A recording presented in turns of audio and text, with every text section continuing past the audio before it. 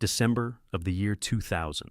In a quiet neighborhood of Los Angeles called Benedict Canyon, writer Susan Berman is found dead inside a rented house. The door hasn't been forced. Nothing has been taken. The day before, investigators from New York had been planning to meet with her to talk about an old case involving her best friend, a woman who had vanished 18 years earlier. A few days later, a strange anonymous envelope arrives at the police station. On it, her address and a rare misspelling in the word Beverly. That detail will sit untouched for another 15 years, and then a documentary camera at HBO will notice it. And the heir to one of New York's biggest dynasties will, for the first time in his life, find himself on the other side of the table. New York, April of 1943. Into one of the wealthiest families in the city, a boy is born, and from the day he takes his first breath, everything is already promised to him. His name is Robert Allen Durst, and he is the eldest son of Seymour Durst, the owner of one of the largest real estate empires in Manhattan. Building after building, block after block, the Durst organization has been filling the city with skyscrapers for almost 30 years. The empire was founded by his grandfather, Joseph Durst, a poor immigrant tailor from Austria-Hungary who came to America with no English and no money, and in 1915 opened his first construction office. A generation later, his descendants own entire stretches of Midtown. Robert grows up in a mansion in the suburb of Scarsdale, surrounded by big rooms, expensive furniture, and a silence the adults prefer to call order. Everything here looks perfect, and almost nothing here feels warm. His father works constantly, his mother spends her time with the younger children, and the oldest son learns from an early age to be watchful, withdrawn, always observing. In 1950, something happens in this house that will cut his life cleanly into a before and an after. His mother, Bernice, dies after a fall from the roof of their own home. Robert is only a small child at the time. Those close to the family will later argue over what exactly he saw that night, and what remained in his memory as a kind of half-remembered story. The accounts contradict each other, but one thing is obvious to anyone who knew the family back then. After that winter, a different, more closed-off boy is living in that house. His father disappears into work and into his own grief. His younger brother Douglas quickly becomes the family's favorite, open, sociable, easy to be around. Robert drifts further away. People who knew him describe him as a strange, cold, unsettlingly adult child. From the outside, the heir has everything: the name, the money, the future. On the inside, a thin crack, one that nobody is talking about out loud just yet, and one that, in time, will run through his entire life. Over the years, that crack learns to hide behind a perfect suit and a polite smile. By the time Robert is a grown man, he looks exactly like the person his family wants him to be. A reserved air in a well-cut jacket. A little odd, perhaps, but perfectly successful. In 1971, in a Manhattan rental office, he meets a young woman who happens to be looking for an apartment. Her name is Kathleen McCormick. To her loved ones, she is simply Kathy. She is his complete opposite. Bright, loud, forceful, with a strong Irish temperament. She grew up in a working-class family on Long Island, clawed her way up on her own, trained as a nurse, and dreamed of getting into medical school to become a pediatrician. What draws her to Robert is everything her own home never had: the quiet, the money, a different kind of life, a name on skyscrapers. What draws him to Kathy is exactly what he himself does not possess: lightness and the ability to love without conditions. They marry in 1973. The first years, seen from the outside, look like a fairy tale. He brings her into the world of New York's elite. They travel to Europe. They buy a country house in the small town of South Salem. Kathy enters medical school and studies relentlessly. Her friends from those years will remember her as a happy, driven woman, full of plans. But already by the end of the 70s, other details start to appear beside that picture. Kathy complains to her friends more and more often about fights. She talks about pressure, about her husband's flashes of rage, about a fear she can't quite put into words. Her friends notice bruises, which she hesitantly explains away as falls and clumsiness. In 1981, she says, for the first time, a sentence that will later turn up in every file connected to this case. "If anything ever happens to me," she tells one of her friends, "look at Robert." In that moment, it sounds like a bitter joke. Very soon, it will sound like something else entirely. That moment comes on Sunday, January 31st, 1982. The couple is spending the weekend at their cottage in South Salem, about an hour's drive from Manhattan. By evening, they have another brutal fight, and each of them will later tell the story in their own way. According to Robert, he drives his wife to the nearest railway station and puts her on a train to New York because Kathy has classes at medical school the next morning. From there, by his account, she makes it safely to their Manhattan apartment on Riverside Drive. Robert insists that late that night, he calls her from the cottage, and they speak briefly. That is the last conversation he officially acknowledges. Starting Tuesday, Kathy's phone goes silent. She doesn't show up for her classes. Her friends call her for days, and no one picks up.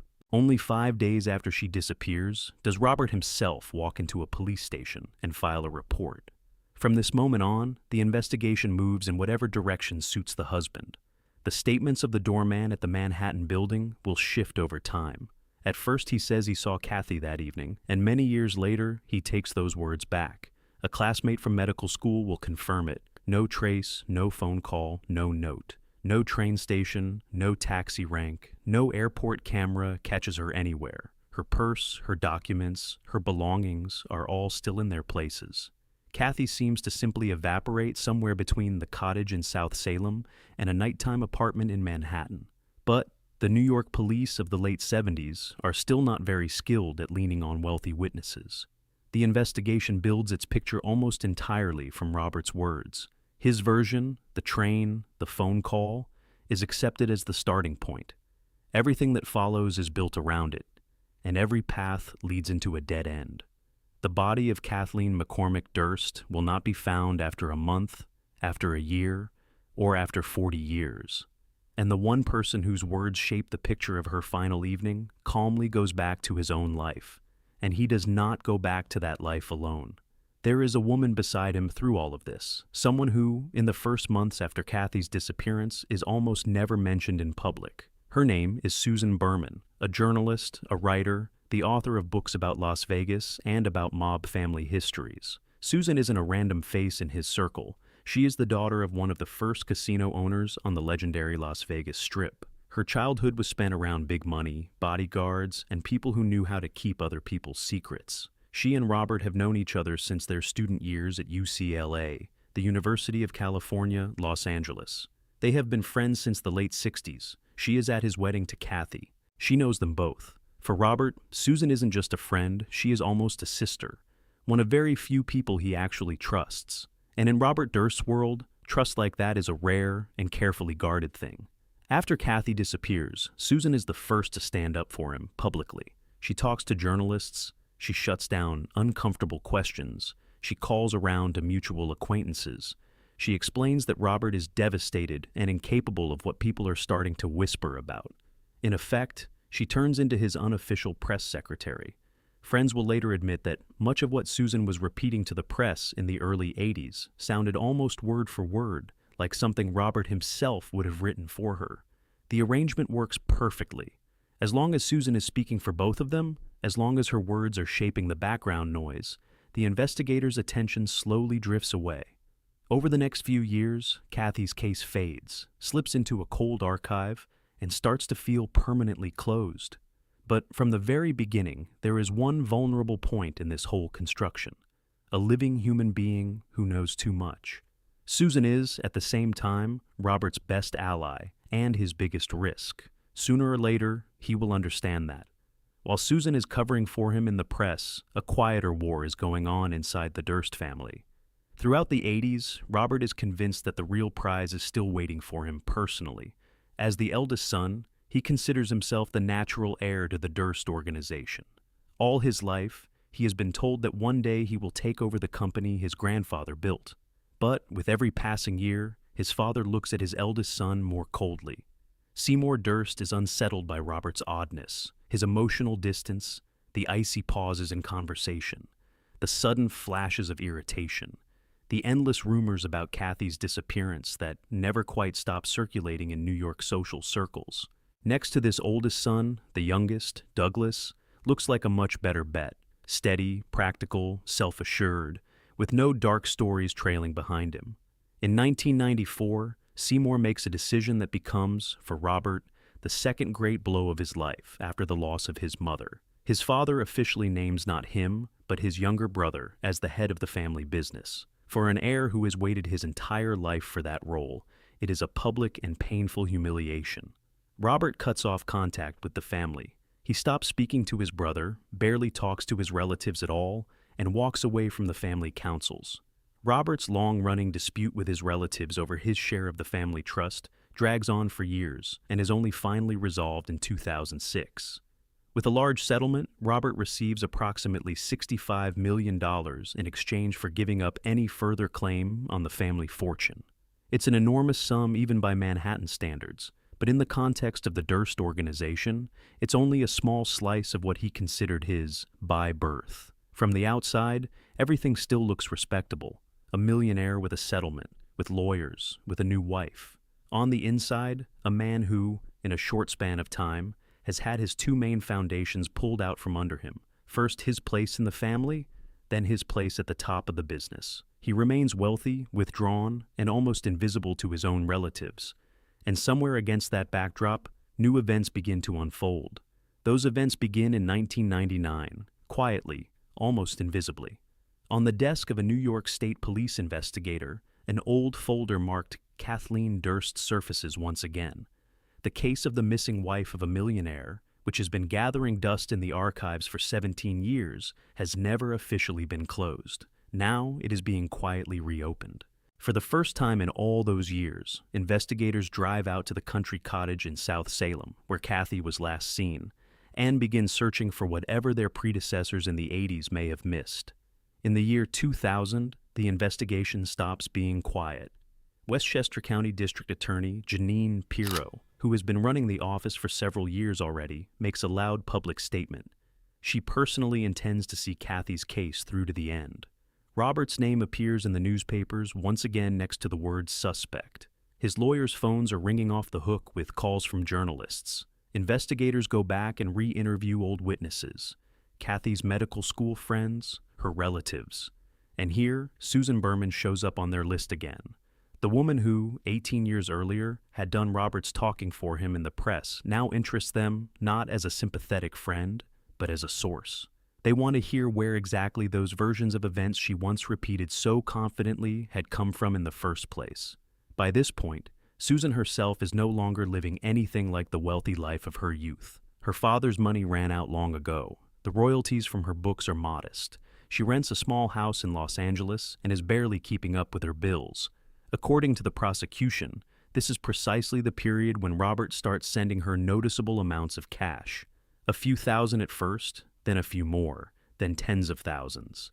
On paper, it always looks like helping an old friend through a rough patch. But the prosecutors will later call that flow of money something else: insurance.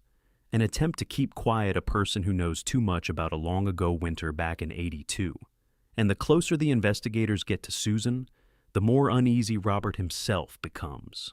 December 23, 2000. Los Angeles, the quiet Benedict Canyon neighborhood. A narrow street, a small rented house. Susan Berman is getting ready for the holidays. On her table are folders of documents, drafts of a book she's working on, notes. A few days earlier, investigators from New York reached out to her. They want to meet at the beginning of January and ask her a few questions about the disappearance of her old friend, Kathy Durst. According to people close to her, Susan agrees. That meeting will never happen. That evening, a visitor comes to her house. According to the prosecution, it is someone she trusts enough to open the door for herself and let inside without a single question. There are no signs of forced entry on the door. Nothing is overturned in the rooms, nothing is taken. The laptop is still there, so is the money, so is the jewelry. This isn't a robbery, this is something else. She will not be found for another full day. The cause of death is a single close-range gunshot from a small caliber pistol. The prosecutors will later describe it as a cold, premeditated act. This isn't how a panicked burglar behaves, and it isn't how an unhinged stranger behaves. It's how someone behaves who arrived with a specific purpose and knew exactly why they were there. And a few days later, a strange anonymous letter arrives at the Beverly Hills Police Department. Inside the envelope, there are no explanations. Only Susan's address and a single short word: a standard police term used to signal that there is a deceased person at the address in question. Whoever sent that letter clearly wants Susan to be found quickly and not forgotten. Whoever sent it also knows her address from memory, and knows it before the police themselves do. At this moment, a detail enters the picture that nobody pays any attention to at the time. On the envelope, the word Beverly is written with a rare error, with an extra letter, E. The misspelling looks harmless. 15 years will pass before that letter comes back into the story and turns the whole thing upside down. For now, the detail means nothing to anyone. In early 2001, the Los Angeles police are working with the material they have, and they are sketching a very different picture. To them, Susan Berman is an eccentric writer in debt, with a difficult personality and an unusual circle of friends. The daughter of a man from the gambling world of earlier decades, with relatives and acquaintances whose names people prefer not to say out loud. The theories in those first months are several, and every single one of them leads in the wrong direction. One, a random robbery that went sideways. Another, echoes of her father's old connections, someone settling a score a generation later. A third, personal enemies no one knows about. All of those threads prevent anyone from seeing one simple thing. Nothing was taken from the house. And at the top of the victim's list of close contacts are people whose names have long been tied to another unsolved case on the other side of the country. Robert himself behaves impeccably, at least from an outside observer's point of view. He doesn't come to the funeral, but he explains it with work and with illness. He sends flowers, words of condolence, money to the family. He doesn't show up on camera. He doesn't give loud interviews. He doesn't say anything extra. People around him remember a restrained, well-mannered man who has lost an old friend. New York investigators, meanwhile, keep digging into Kathy's case. California police are working on Susan's death. Between them, there are thousands of miles, different agencies, different databases, and very poor communication. Nobody puts the two investigations side by side.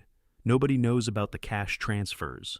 Nobody asks why the best friend and unofficial press secretary of the main suspect in Kathy's case happens to die at exactly the moment when investigators were planning to meet with her.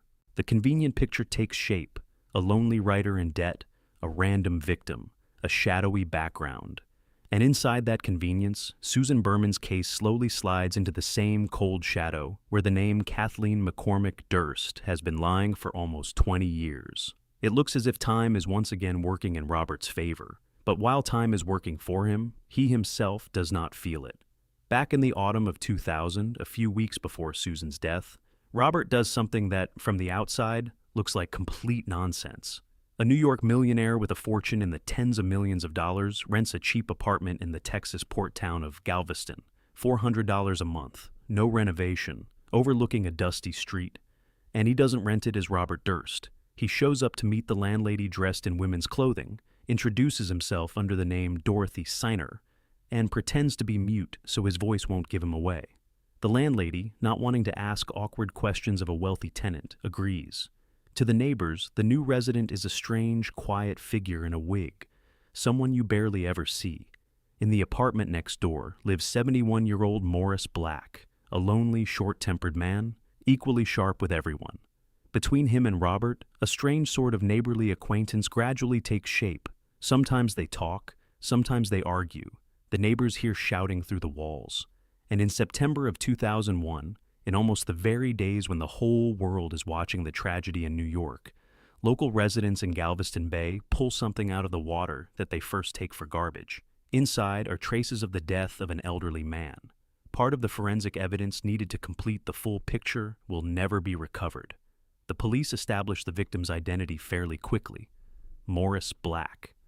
The trail leads to his apartment, and from there to the door across the hall to the quiet tenant called Dorothy. When it turns out that under the wig is the heir to a New York real estate empire, the case goes from a local news item to a national sensation.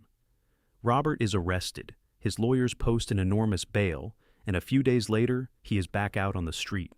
And instead of preparing for trial, he vanishes. For a month and a half, he is hunted across the country.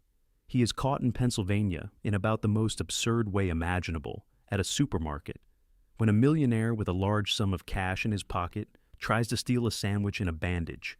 That sandwich marks the end of his run and the beginning of a trial that in 2003 will turn into one of the most talked about legal stories in America. The case of Morris Black's death looks, to the prosecution, simple and airtight. There is an apartment, there are neighbors, there is evidence, and there is the defendant himself, who does not deny the obvious. Durst's defense doesn't argue at all with the fact that, after the death of his neighbor, it was Robert who concealed the evidence and disposed of the body in the bay. Under cross-examination, Robert calmly describes his own actions afterward, and the courtroom struggles to listen. For the defense, this is a deliberate gamble. They do the only thing still available to them. They admit everything that happened afterward and insist that the actual moment of the gunshot was something completely different. According to their version, Morris came to Robert's apartment on his own, behaved aggressively, and pointed a weapon at the tenant. A struggle broke out, and the pistol went off by accident, essentially in the hands of the deceased himself. Fear, shock, panic, and then all the things Robert has already admitted. The prosecution has to prove that it was Robert who took the first step toward that shot, but they are missing the one crucial piece, the part of the forensic evidence that could have disproved the story of a close-up struggle. The materials they need were never recovered from the bay. Robert himself takes the witness stand and holds up with unnerving calm. There is no tremor in his voice, no regret in his eyes, but the jury doesn't hear any clear lies either. On November 11th, 2003, the court returns a verdict the country finds hard to believe: not guilty. Later, Robert will plead guilty to a separate charge, the destruction of evidence, and will receive a relatively light sentence. But what stays in the public memory is a very different image. A man who has personally described in court how he got rid of his neighbor's body is now walking calmly out of the courthouse, a free man. After that, freedom comes a strange, almost empty stretch of his life. Robert goes back to the quiet, carefully arranged existence of a wealthy man surrounded by lawyers. Back in the year 2000, he married for the second time to a real estate agent named Deborah Lee Chariton. His new wife does not get involved in his past and does not ask unnecessary questions. The couple lives apart. They rarely see each other, but officially the marriage remains in place until the very end of his life. His name surfaces in the newspapers from time to time, and every time it is tied to old cases. Journalists write books, film television reports, keep coming back to the story of Kathy and to the Galveston sandwich, but all of those pieces run into a wall of attorneys, lawsuits, retractions, carefully worded denials. He knows how to keep the press at a distance. The New York prosecutor's office quietly keeps an eye on Kathy's case. Investigators double-check old statements. They interview new witnesses. But one simple thing is still missing from the file: the piece of evidence that would allow them to bring charges. Their Los Angeles colleagues still cannot assemble the story of Susan's death into a coherent picture with a specific name at the end of it. Two parallel investigations are moving along at opposite ends of the country, and neither one is getting any closer to the finish line. During these years, Robert himself avoids attention. He keeps apartments in several states at once. In New York, Texas, California, Florida, moves between them under assumed names, pays with cash, tries not to leave extra traces on phones or bank accounts. In his car and his travel bags, wigs, forged documents, and large amounts of cash regularly turn up, not for a rainy day, but for a ready-to-go escape. People who know him describe him as a man who seems to be waiting for something and, at the same time, hiding from that same thing. In him, there is a strange mix of self-assurance and a tense readiness to bolt at any moment. By the beginning of the 2010s, his story, seen from the outside, looks like a dead end. Too wealthy, too surrounded by lawyers, too careful with his words. None of the investigations can break through that defense. It looks as if he has finally won the war of attrition, that the cases of Kathy and Susan will stay unresolved forever, and that he will live out his years the way other secretive old men with large fortunes do. And then something happens that he never expected. He doesn't expect it because the blow doesn't come from the investigators and it doesn't come from the press. It comes from inside. In 2010, American director Andrew Jarecki releases a feature film about a family strikingly similar to the Dursts. The movie is called All Good Things, and the main character looks and behaves in a way that lets audiences recognize Robert without any trouble. The film draws interest, but passes without a major scandal, and then comes the strangest chapter of this whole story. Robert Durst, a man who has spent his entire life avoiding cameras and fending off journalists, picks up the phone and calls the director himself. He likes the film. He says he would like to tell his own version of events. To Jarocki, the offer sounds too good to be true, but Robert is not joking. This is how the HBO documentary that will air in 2015 under the name The Jinx is born. Filming goes on for several years. Robert sits for dozens of hours of interviews, answering the most uncomfortable questions, the kind his own lawyers used to flinch at. He talks about Kathy, about Susan, about Galveston, about his family, about his brother. Sometimes he is nervous, sometimes he laughs, sometimes he sits in long silences on camera. At the same time, the film crew gains access to material that no police force had ever reached before. They meet with people close to Susan, including her stepson, who begins sorting through his father's old friend's papers. In a box of letters, he finds an envelope from 1999, addressed in Robert's own handwriting, and here the filmmakers notice a detail that makes their hands go cold. On that envelope, the name of the city Beverly Hills is written with a rare error, with an extra letter E. The exact same misspelling appears on the anonymous note sent to the Beverly Hills Police in December of 2000, the one that led officers to Susan's body, the same hand, the same mistake. 25 years ago, a detail like that might not have been enough to move a case forward, but sitting across from them now is a man who stepped into the frame on his own. And this man agrees to one final, decisive interview.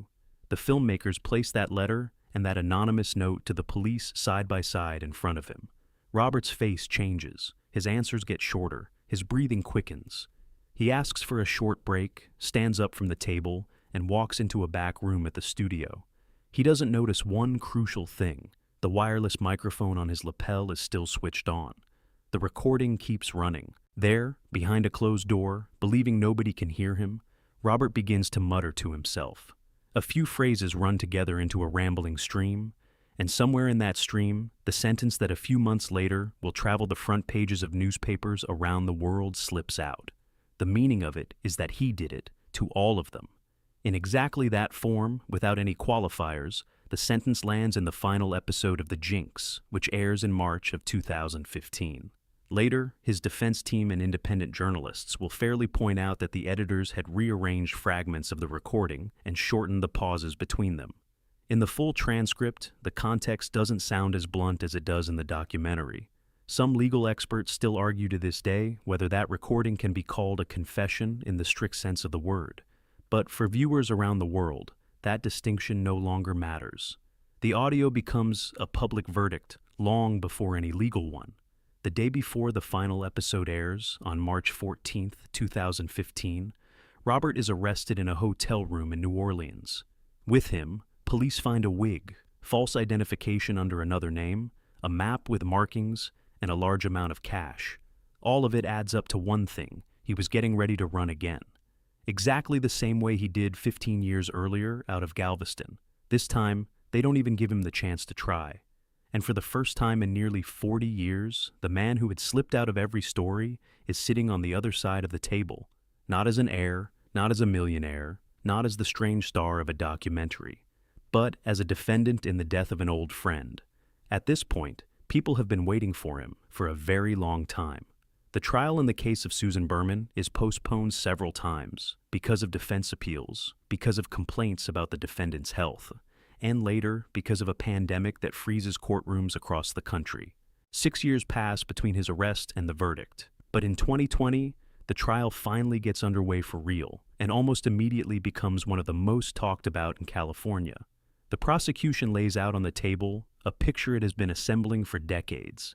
The 1999 letter with the misspelling of the word Beverly, the anonymous note to the police with the exact same mistake, Robert's cash transfers to Susan, timed to line up with the reopening of the New York investigation. The timeline of his movements in December of 2000, overlapping with her final days. Connections, hints, acquaintances who have finally decided to speak under oath. But the prosecutor's real trump card isn't only on paper. It's Robert Durst himself, the many hours of interviews for The Jinx, his own answers, the admissions he made on camera 10 years earlier, and that very recording from the forgotten microphone, which the jury now listens to in full, unedited form. The defense tries to build its case on the argument that the recording has been taken out of context and that all the evidence is circumstantial. And here Robert makes a move that lawyers will later call the defining mistake of the trial. He takes the witness stand himself. An elderly, visibly unwell man in a wheelchair begins answering questions and gets tangled up.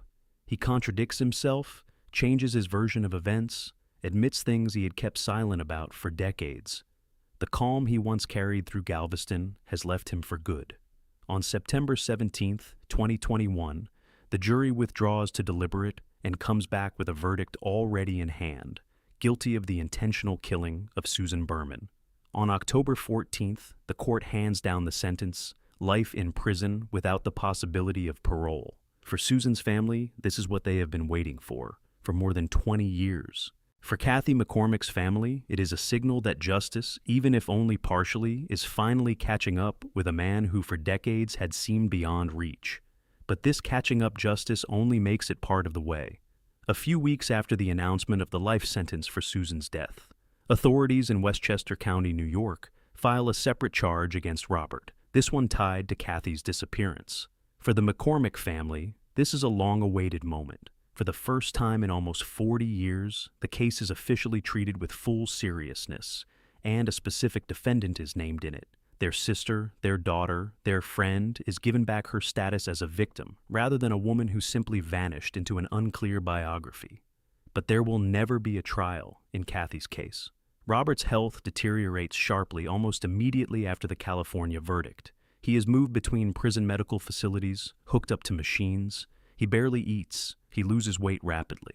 On January 10, 2022, he passes away in a hospital near the California prison at the age of 78.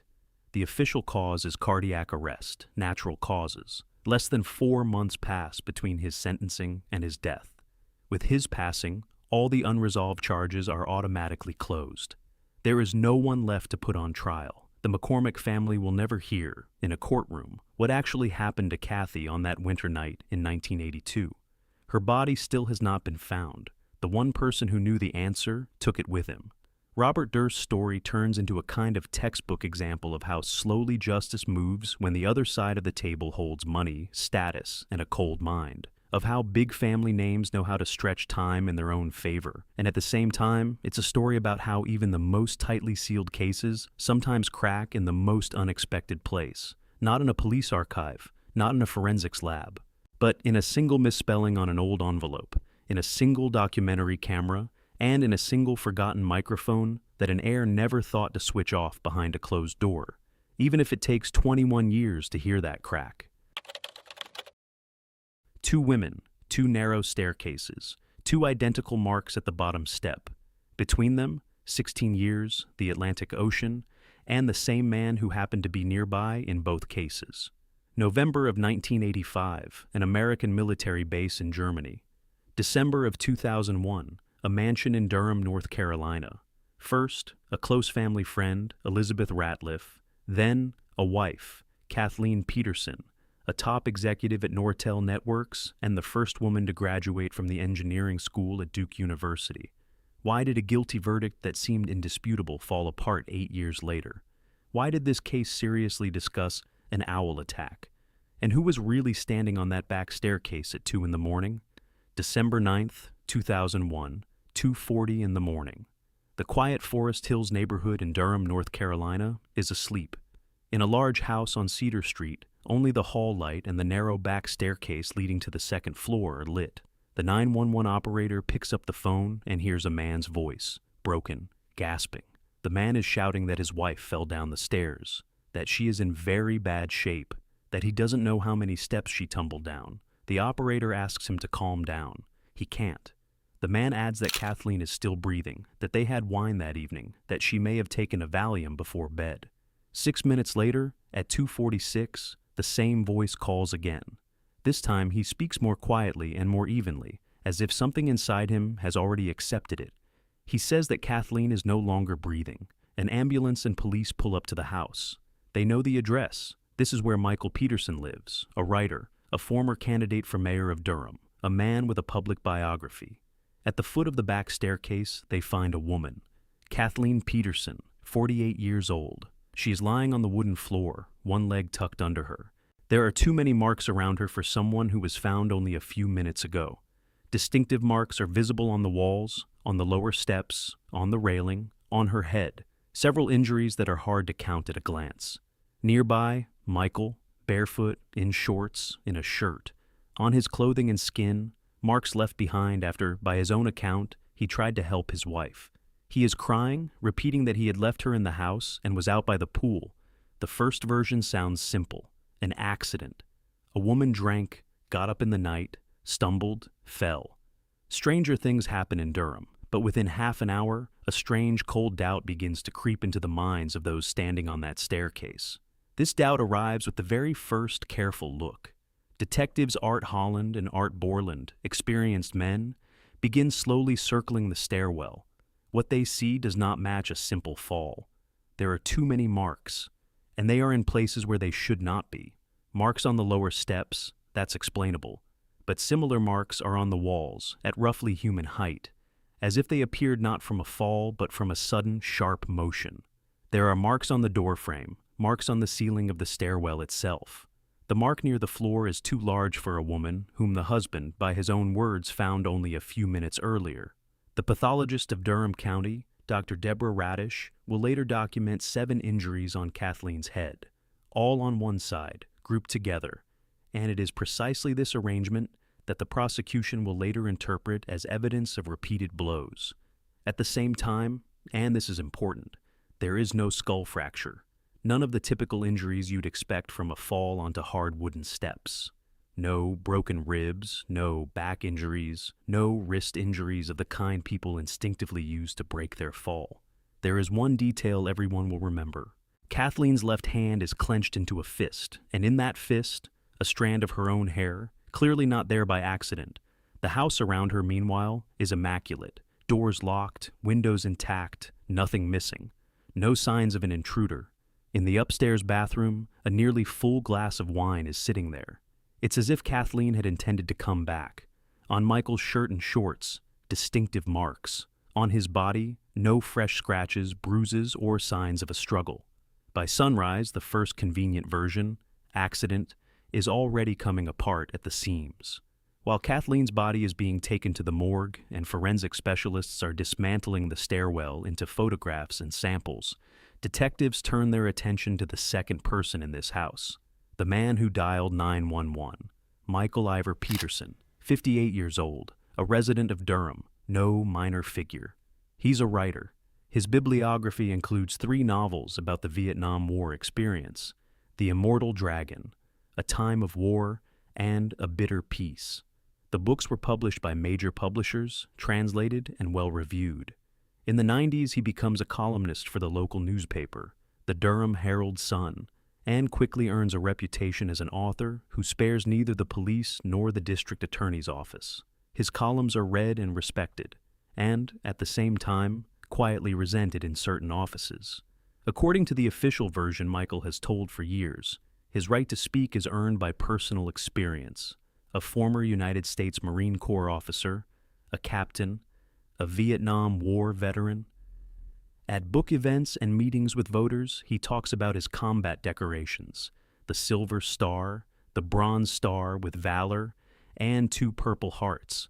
In 1999, Michael decides to turn this biography into a political career and runs for mayor of Durham. The campaign starts confidently, but collapses in a single day. Journalists manage to verify his military records. The picture turns out to be very different from what he had been telling for years. There is no Silver Star, no Bronze Star with Valor on his actual service record. Those decorations were never awarded to him. There is only 1 Purple Heart, and not for a wound in Vietnam. It is tied to a car accident in Japan in 1971, when Michael was serving there as a military police officer after the war. It was that incident that left him with a disability and became the basis for his honorable discharge. Michael is forced to publicly admit the inaccuracy. His run for mayor ends there. For the detective sitting in his house in December of 2001, this is an important detail. A man who for years sold everyone around him a retouched version of his own biography is now, in a calm voice, telling them exactly how his wife ended up at the foot of the stairs. This woman at the foot of the stairs was, on the outside, her husband's complete opposite. Where Michael spent his life telling stories about himself, Kathleen preferred to let the facts do the talking. Kathleen Atwater was born in 1953 in Rhode Island into a large working-class family. From childhood, she shows a love for the exact sciences. In 1975, she becomes the first woman to earn a diploma from the engineering school at Duke University in Durham. And this is not a footnote, but a milestone in local history. Her career develops steadily, with no loud scandals. By the late 90s, Kathleen is a senior executive at Nortel Networks, Canada's largest telecommunications company, earning more than $140,000 a year. Colleagues all describe the same woman, organized, composed, never losing her cool. She and Michael meet in the late 80s, grow closer over shared losses and the raising of children, and marry in 1997. Their home on Cedar Street is a large blended family. Michael's sons from his first marriage, Todd and Clayton. The adopted daughters, Martha and Margaret Ratliff, taken in after the death of a close family friend. And Kathleen's daughter from her previous marriage, Caitlin Atwater, whom her mother, following family tradition, named almost after herself. 5 children, a shared budget, a shared rhythm of holidays, shared expectations. From the outside, this is a picture-perfect image of the cultured American South. Books in the living room, a pool out back, evening dinners with wine by the water. But by the end of 2001, cracks begin to creep into that picture. They are financial. The family's main asset, the Nortel stock owned by Kathleen, has collapsed from a peak of around $2 million to roughly $50,000 after the dot-com bubble burst. Nortel is going through mass layoffs, and even Kathleen is now facing the threat of losing her job. In parallel, the couple is accumulating around $143,000 in debt. From the outside, the house still looks comfortable, but inside, a quiet, relentless countdown is ticking. This quiet countdown stops being quiet when the investigation takes Michael's home computer out of the house. What is found on the hard drive changes the entire tone of the case. Experts methodically go through the browser history, the email client, the saved documents. In the browsing history, adult sites for men, nothing criminal, but of interest to investigators for another reason. They don't fit the public image of a happily married writer and mayoral candidate. In the inbox, correspondence with a man working as an escort companion under the alias Brad. Judging by the messages, the exchange lasted several days, and the two sides were discussing a possible meeting. In one of his messages, Michael writes that he is happily married and that his wife is a remarkable woman. In the same message, he describes himself, and here investigators place an important bookmark, as, quote, very bisexual. According to the correspondence, an actual meeting never took place.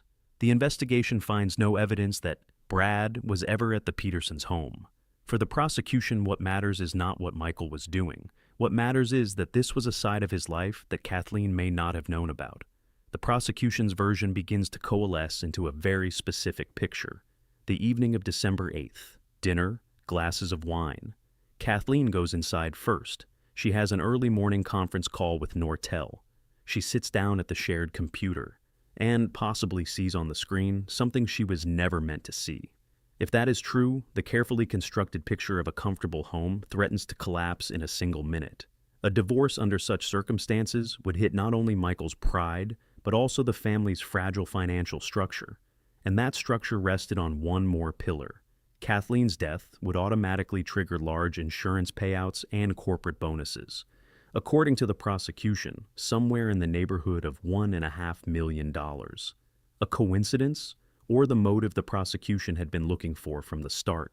While the prosecution is building one picture out of modern evidence, an older story attaches itself to the case. A story that sends a chill through even seasoned investigators. This story does not come from Durham, and it does not come from 2001. It comes from Germany, from the American military base at Grafenwoehr, from a cold November in 1985. On November 25, 1985, in the home of an American family, the children's nanny, Barbara Malagnino, arrives for work in the morning. She walks up the steps to the front door, notices the door is not fully closed, and steps inside. At the foot of a narrow staircase, she finds her employer. Elizabeth Ratliff, 43 years old, the widow of an American officer, the mother of 2 little girls. She is dead. The scene around her resembles the one people would see in Durham 16 years later. No one else is there. The last person to see Elizabeth alive the previous evening was her close friend, Michael Peterson, then still an aspiring writer, living nearby with his first wife Patricia. That evening, the families had dinner together at Elizabeth's house. Michael walked her to the door and went home. In the morning, he was the one who first entered the house with the nanny and ended up next to the body. The local investigation on the base and the German police saw nothing criminal in what had happened. The official conclusion of the time, an intracerebral hemorrhage brought on by a rare condition, von Willebrand disease, which affects blood clotting and the severe, persistent headaches Elizabeth had been complaining about in recent weeks. The fall on the stairs was explained by a sudden weakness. After the funeral, Michael and Patricia honor a request Elizabeth once made in passing. In case of anything, look after her girls. The two orphan daughters, Martha and Margaret, are taken into their home. Later, Michael will officially adopt them. For 16 years, for the family, this was a story about a tragic loss and a friend's noble act. In 2001, when Durham detectives stumble onto this detail of his biography by accident, the story stops sounding noble. It starts sounding like a very strange, very precise coincidence. This is a coincidence the Durham prosecutors decide to check in a way that ordinary life never demands. At the prosecution's request, a court grants permission to exhume the body of Elizabeth Ratliff from her grave in Texas, where relatives had taken her at the time. The coffin is lifted out of the ground 16 years after the burial. A second autopsy is assigned to the same Deborah Radish, the chief medical examiner of Durham County, who had already worked on Kathleen's body. Radish studies the preserved tissues and old photographs from the scene. Her conclusion hits like a bell. In her opinion, the injuries to Elizabeth Ratliff are not consistent with a fall down the stairs. The injuries to the head, Radish writes in her report, point to multiple impacts with a blunt object, or to the woman's head being forcefully driven against a hard surface. These injuries, by her conclusion, are sufficient on their own to cause death. The old version about von Willebrand disease and sudden weakness fades into the background. It is no longer the only possible explanation. For Michael Peterson's defense, this is a catastrophe. His attorney, David Rudolph, will furiously contest the prosecution's very right to bring an old death in as an argument during the trial. He will point out the weak spots in the new forensic work, the amount of time that has passed since the burial, the impossibility of repeating the full range of tests. But Judge Orlando Hudson will decide to allow the Ratliff case into the trial as a so-called similar fact, a comparable event indicating a possible modus operandi. From that moment on, the jurors in Durham are hearing a story not about one woman, but about two. Two deaths separated by the Atlantic Ocean and by 16 years, two narrow staircases, two identical scenes at the bottom step, and one and the same man, close, caring, the first one on the scene. Is a coincidence on this scale even possible in one lifetime? Or is it no longer a coincidence, but a line that someone deliberately drew? The prosecution arrives at this line already prepared. The trial of Michael Peterson begins in July of 2003 in Durham County Court and stretches out over nearly 3 months. For a small university town, this is the main event of the decade. Television trucks line up outside the courthouse every morning, and the rows inside are packed with journalists. The prosecution is led by District Attorney Jim Hardin, Jr., a detail that cannot be ignored. This is the same Hardin whose work Michael had spent years dissecting in his newspaper columns. In this trial, they meet for the first time, not on the pages of a newspaper, but in a courtroom. The defense is led by David Rudolph, one of the best-known attorneys in North Carolina, famous for his ability to take expert testimony apart piece by piece. There is one more figure constantly at the center of the courtroom, the French documentary filmmaker Jean-Xavier de Lestrade with his film crew. A year earlier, he had won an Oscar for a film about a miscarriage of justice, and now he is being given almost unlimited access to the defense, to the Petersons' home, to Michael himself. His camera records attorney meetings, family dinners, rare moments of silence. This footage will later become the famous 8-part series, The Staircase. The prosecution builds its picture slowly and methodically. Evening, wine, a possible argument about the correspondence with the escort, a financial motive, the $1.5 million insurance, and then the fatal events on the narrow staircase. As the supposed weapon, Hardin names the blow poke, a special fireplace blow tube the family had once received as a gift from relatives. According to his theory, that is what could have been used that night. And, by the prosecution's account, after the incident, it vanished from the house without a trace. Rudolph responds by striking at the key points. There is no weapon. There are no traces on the supposed fireplace tool. That very blow poke suddenly turns up in the middle of the trial, in a corner of the Petersons' garage, dusty, untouched, without a single stain. Rudolph drives the point home.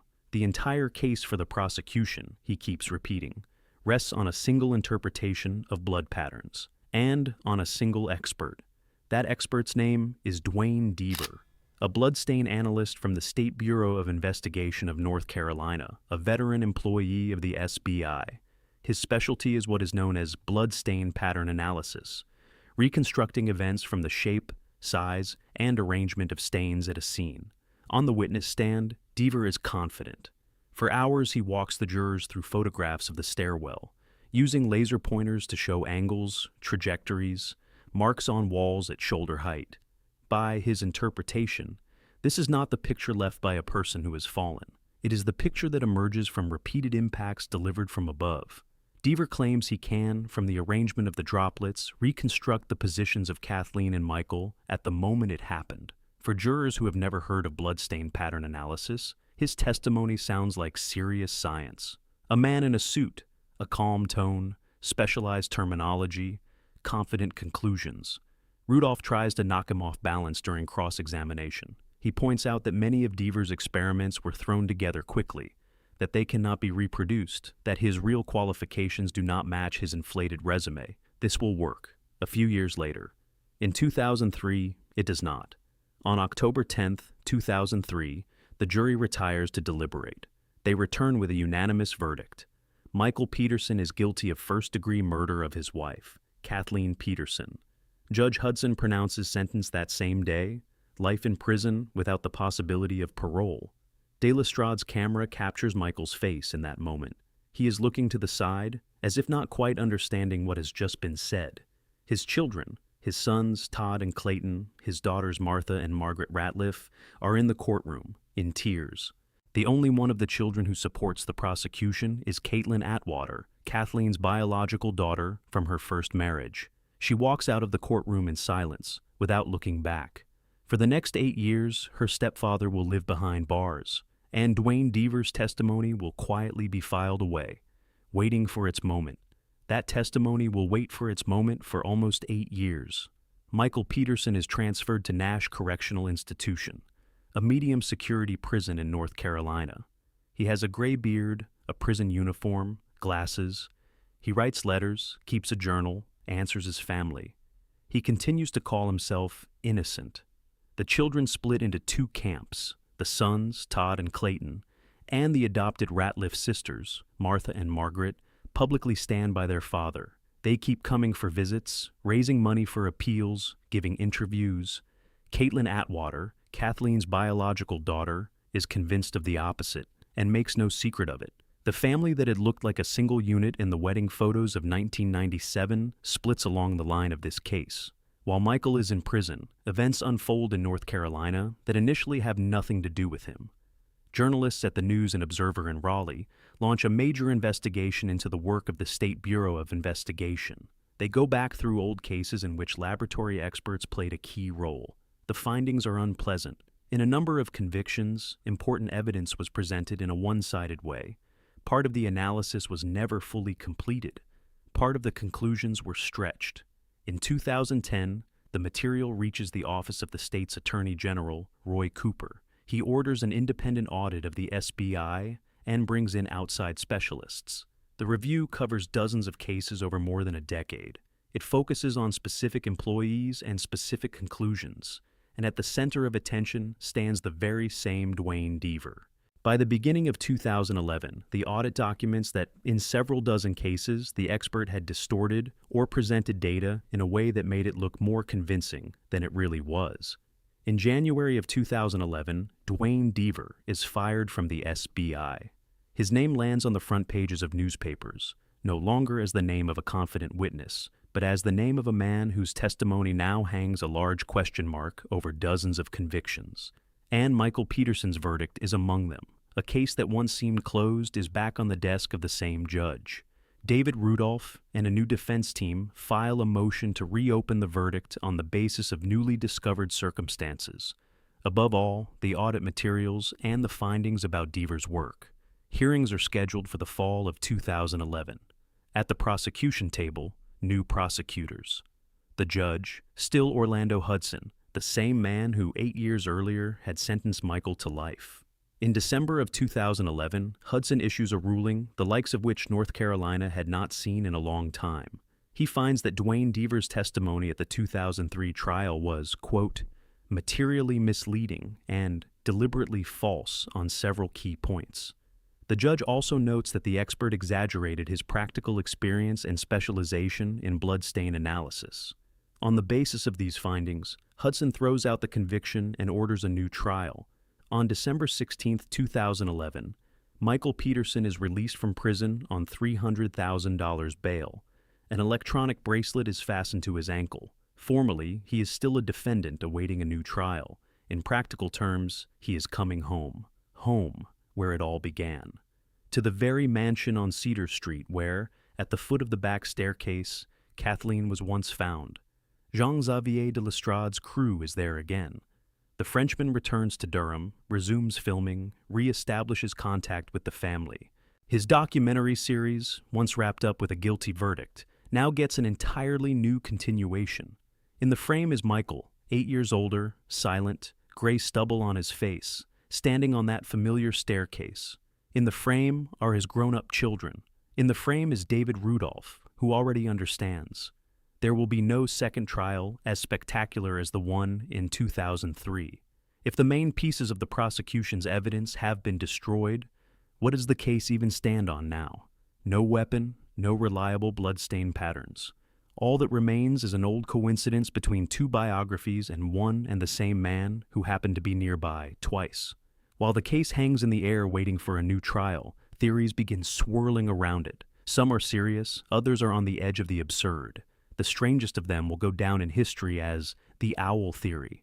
Its author is Larry Pollard, a Durham attorney, a neighbor of the Petersons, with no professional connection to the case whatsoever.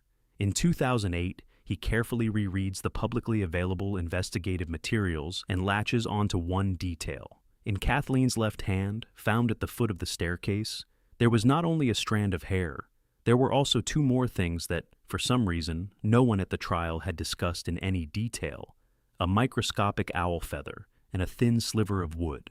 Starting from that, Pollard builds his version. By his hypothesis, on that night, Kathleen was stepping outside, possibly to feed the family's dogs in the backyard. There, in the dark, her head was raked by the claws of a large barred owl, a bird common to the forests of North Carolina. Attacking, the bird of prey could have left 7 parallel marks on the skin, exactly the number of injuries Kathleen had. According to Pollard, in shock she ran back into the house, clutching the feather and the wood sliver in her hand, tripped on the first step of the back staircase, and lost consciousness from the blow against the wooden edge. The theory sounds ridiculous, and at the same time it explains several things that were never explained at the 2003 trial: the nature of the injuries, with no skull fracture, the feather in the fist, the abundance of marks, the result of shallow damage to the scalp rather than internal injuries. Several experts, including specialists in birds of prey, will later formally back this version in writing. Dr. Radish will stand by her own position. An ordinary owl, in her view, could not have produced such injuries. The owl theory will never make it into a courtroom, but as a symbol, it captures something important. In this case, anything had become possible. When the main evidence collapses, even the most exotic explanations begin laying claim to the empty space.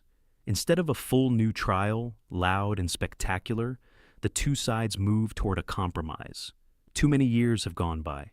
Too many witnesses have grown old, died, or forgotten the details. The case, both for the prosecution and for the defense, is too thinned out by time. On February 24, 2017, 73-year-old Michael Peterson once again walks into the Durham courthouse. He is wearing a dark suit, His hair is now completely gray. His movements are slow. In the room are his children, his attorney David Rudolph, representatives of the prosecution, and, of course, Jean-Xavier de Lestrade's camera. On this day, Michael accepts a so-called Alford plea on a reduced charge, manslaughter. An Alford plea is a peculiar legal construction in American law. The defendant does not admit his guilt. He tells the court something different. He believes that the evidence the prosecution could present is sufficient for the jury, with high probability, to return a guilty verdict. Therefore, he accepts the sentence, but does not admit guilt. Formally, it is a plea. In practice, it is silence wrapped in legal packaging. The judge hands down a sentence equal to the time already served in prison. Michael Peterson walks out of the building a free man. No new trial, no new testimony, no new jurors. For some, this is the fair conclusion of a case that fell apart.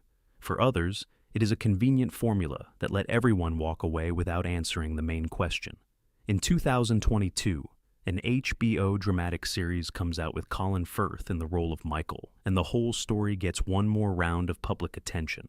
De Lestrade's documentary cycle, which began in December of 2001 on the steps of that very house, ends on a scene that by then has already entered the history of the genre. A man in a gray suit walking out of a courthouse 16 years later. Peterson will continue to live in Durham, give rare interviews, and tell his version. On the narrow back staircase of the house on Cedar Street, no traces of that evening have been left for a long time. But out of everyone who, on the night of December 9th, 2001, was near Kathleen, only one person can tell what really happened there, and he has chosen silence. In one of the houses on the hills above Oakland, investigators find something strange. In the middle of a room, sitting on the floor, is a passenger seat from a car. It has been carefully removed from an old Honda CRX belonging to the owner of the house. The owner is Hans Reiser, a programmer well known in the Linux world, the creator of a file system used by millions of machines across the globe. His wife Nina, a Russian woman of 31, mother of 2, went missing several weeks earlier. She came here on Sunday, September 3rd, 2006, and never left. For nearly 2 years she will be searched for across the country. And then it will turn out that, for some reason, this empty space in the car was exactly what mattered. Hans Thomas Reiser comes into the world in Oakland, California in December of 1963. A middle-class family, educated, nothing particularly remarkable against the backdrop of the neighbors. In school, teachers notice him early on. The boy counts faster than the others, asks questions adults sidestep, and easily takes apart any logical problem that interests him. He is tested, placed in the gifted category, enrolled in programs for children with high IQs. There, for the first time, he finds himself among others like him, and for the first time he realizes that the world can be described through formulas and diagrams. By the 90s, he is already inside the young industry of free software. At that moment, Linux is just gaining momentum, and one of the most painful topics is file systems. They are responsible for how billions of bits are laid out on disks, how programs access them, how data is not lost when power fails. Hans founds a small company, Nemesis, and takes on a task that many dismiss as too difficult. That is how Reiser FS comes into being, one of the first journaled file systems for Linux. Reiser FS turns out fast, tidy, with an unusual approach to small files. It is included in the kernel, it spreads across servers, home machines, data centers. Millions of computers around the world store their data in structures devised by this man from Oakland.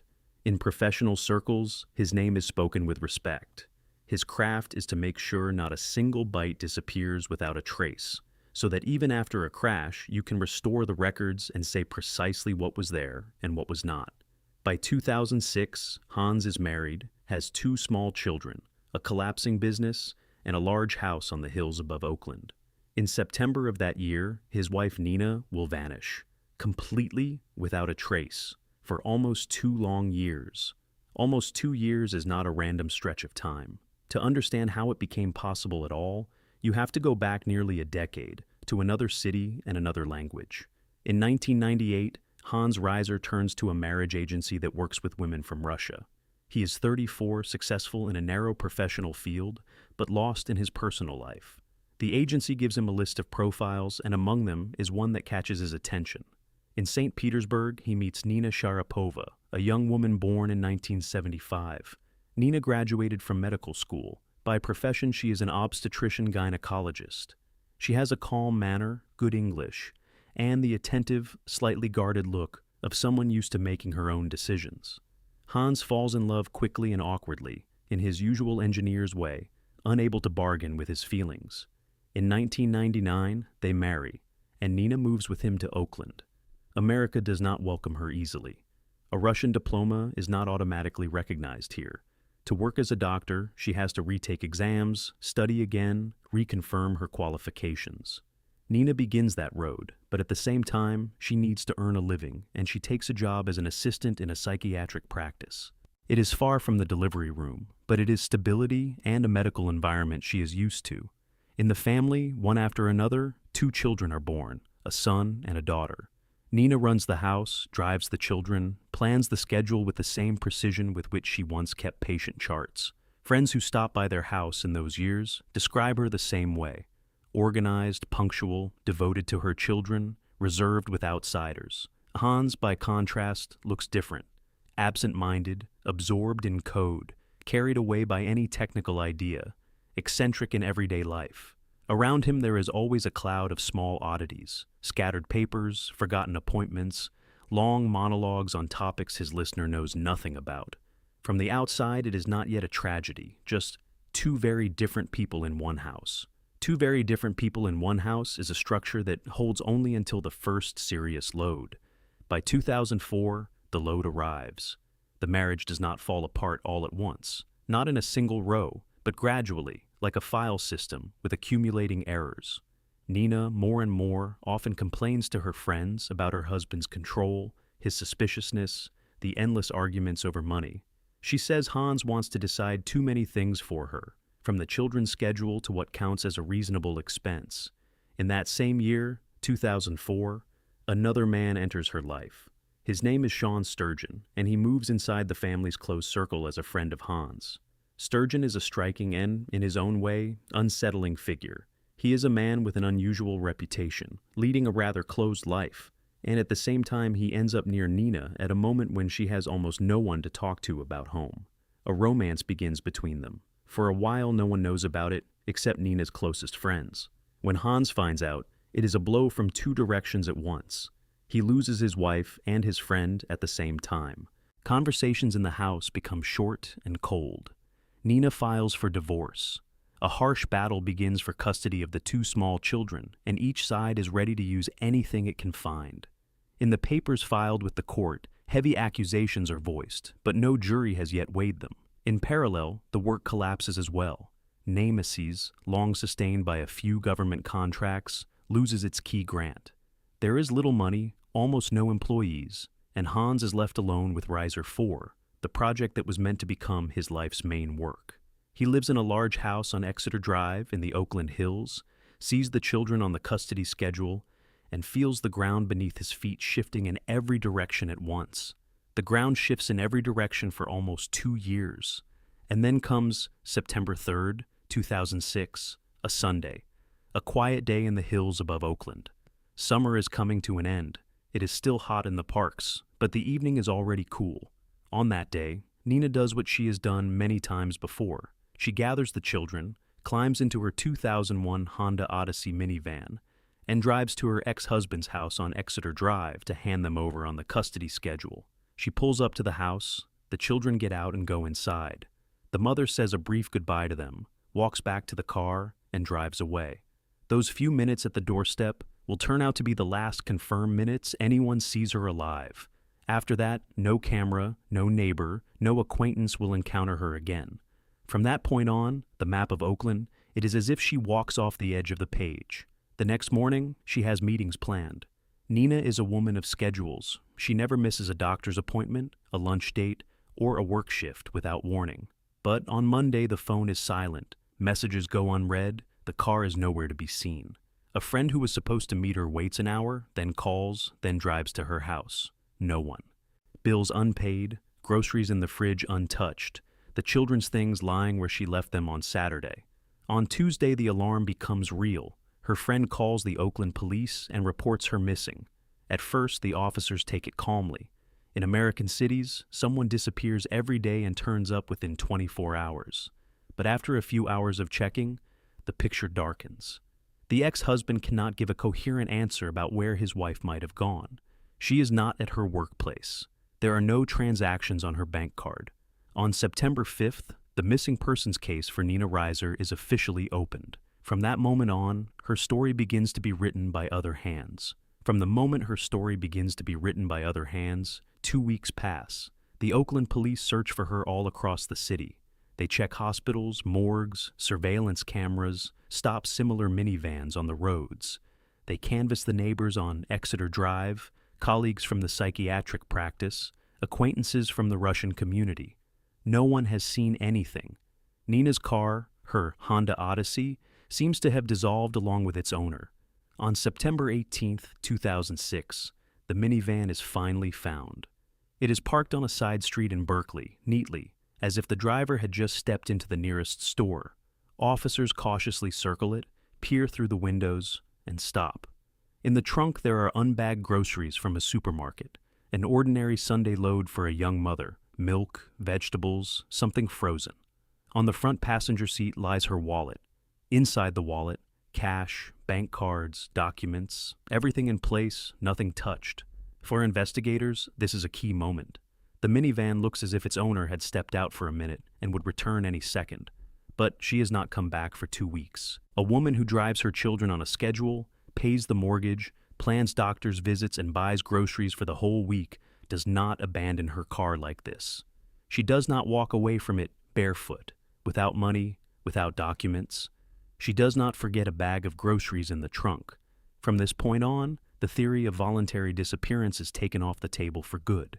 The police are no longer working a missing persons case, but a crime with no body, no scene, and no suspect yet. The investigators' attention narrows to one address and one person.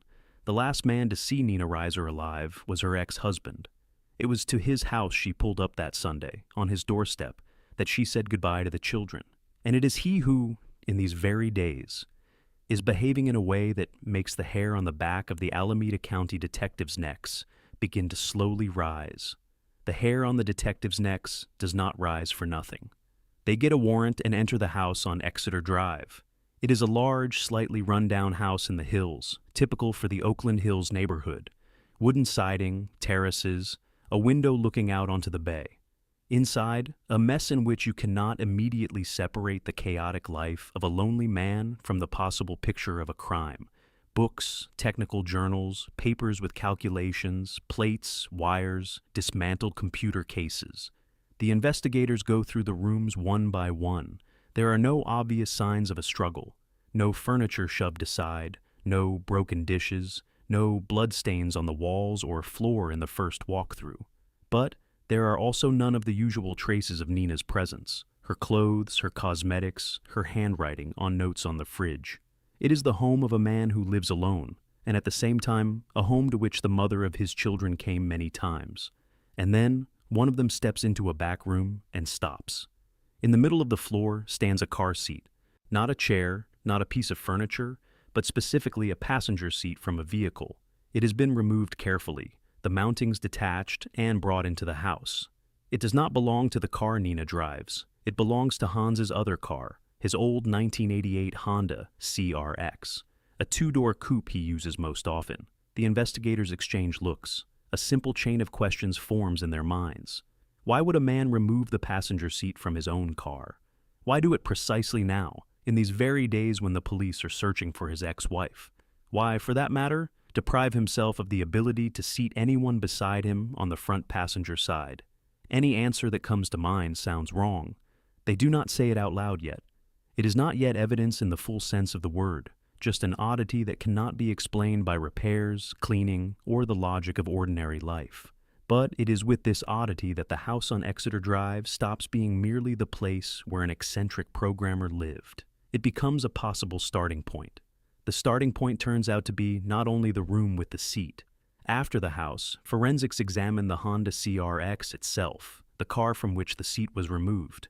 It is an old two-door vehicle, low, with a cramped interior. The passenger place is indeed gone now. On the floor, only the mounting brackets remain, but the inspection yields other findings as well. On the floor of the cabin, there is a damp patch. The carpeting is wet in places, as if the car had recently been washed from the inside, and done so carelessly and in haste. Under normal circumstances, the owner of a 1988 CRX would wipe the dust with a rag, rather than pour water over the floor. Here, it is the opposite.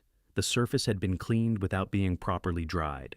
The forensics team carefully examines the upholstery and the floor and finds a small dark stain. The stain is sent to the lab. Several days later, the answer comes back. It is blood, and its DNA matches the sample of Nina Reiser's DNA.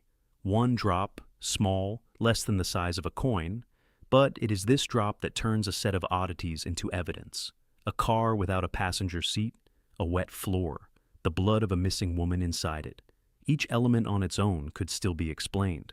Together, they begin to form a picture. Books are added to this.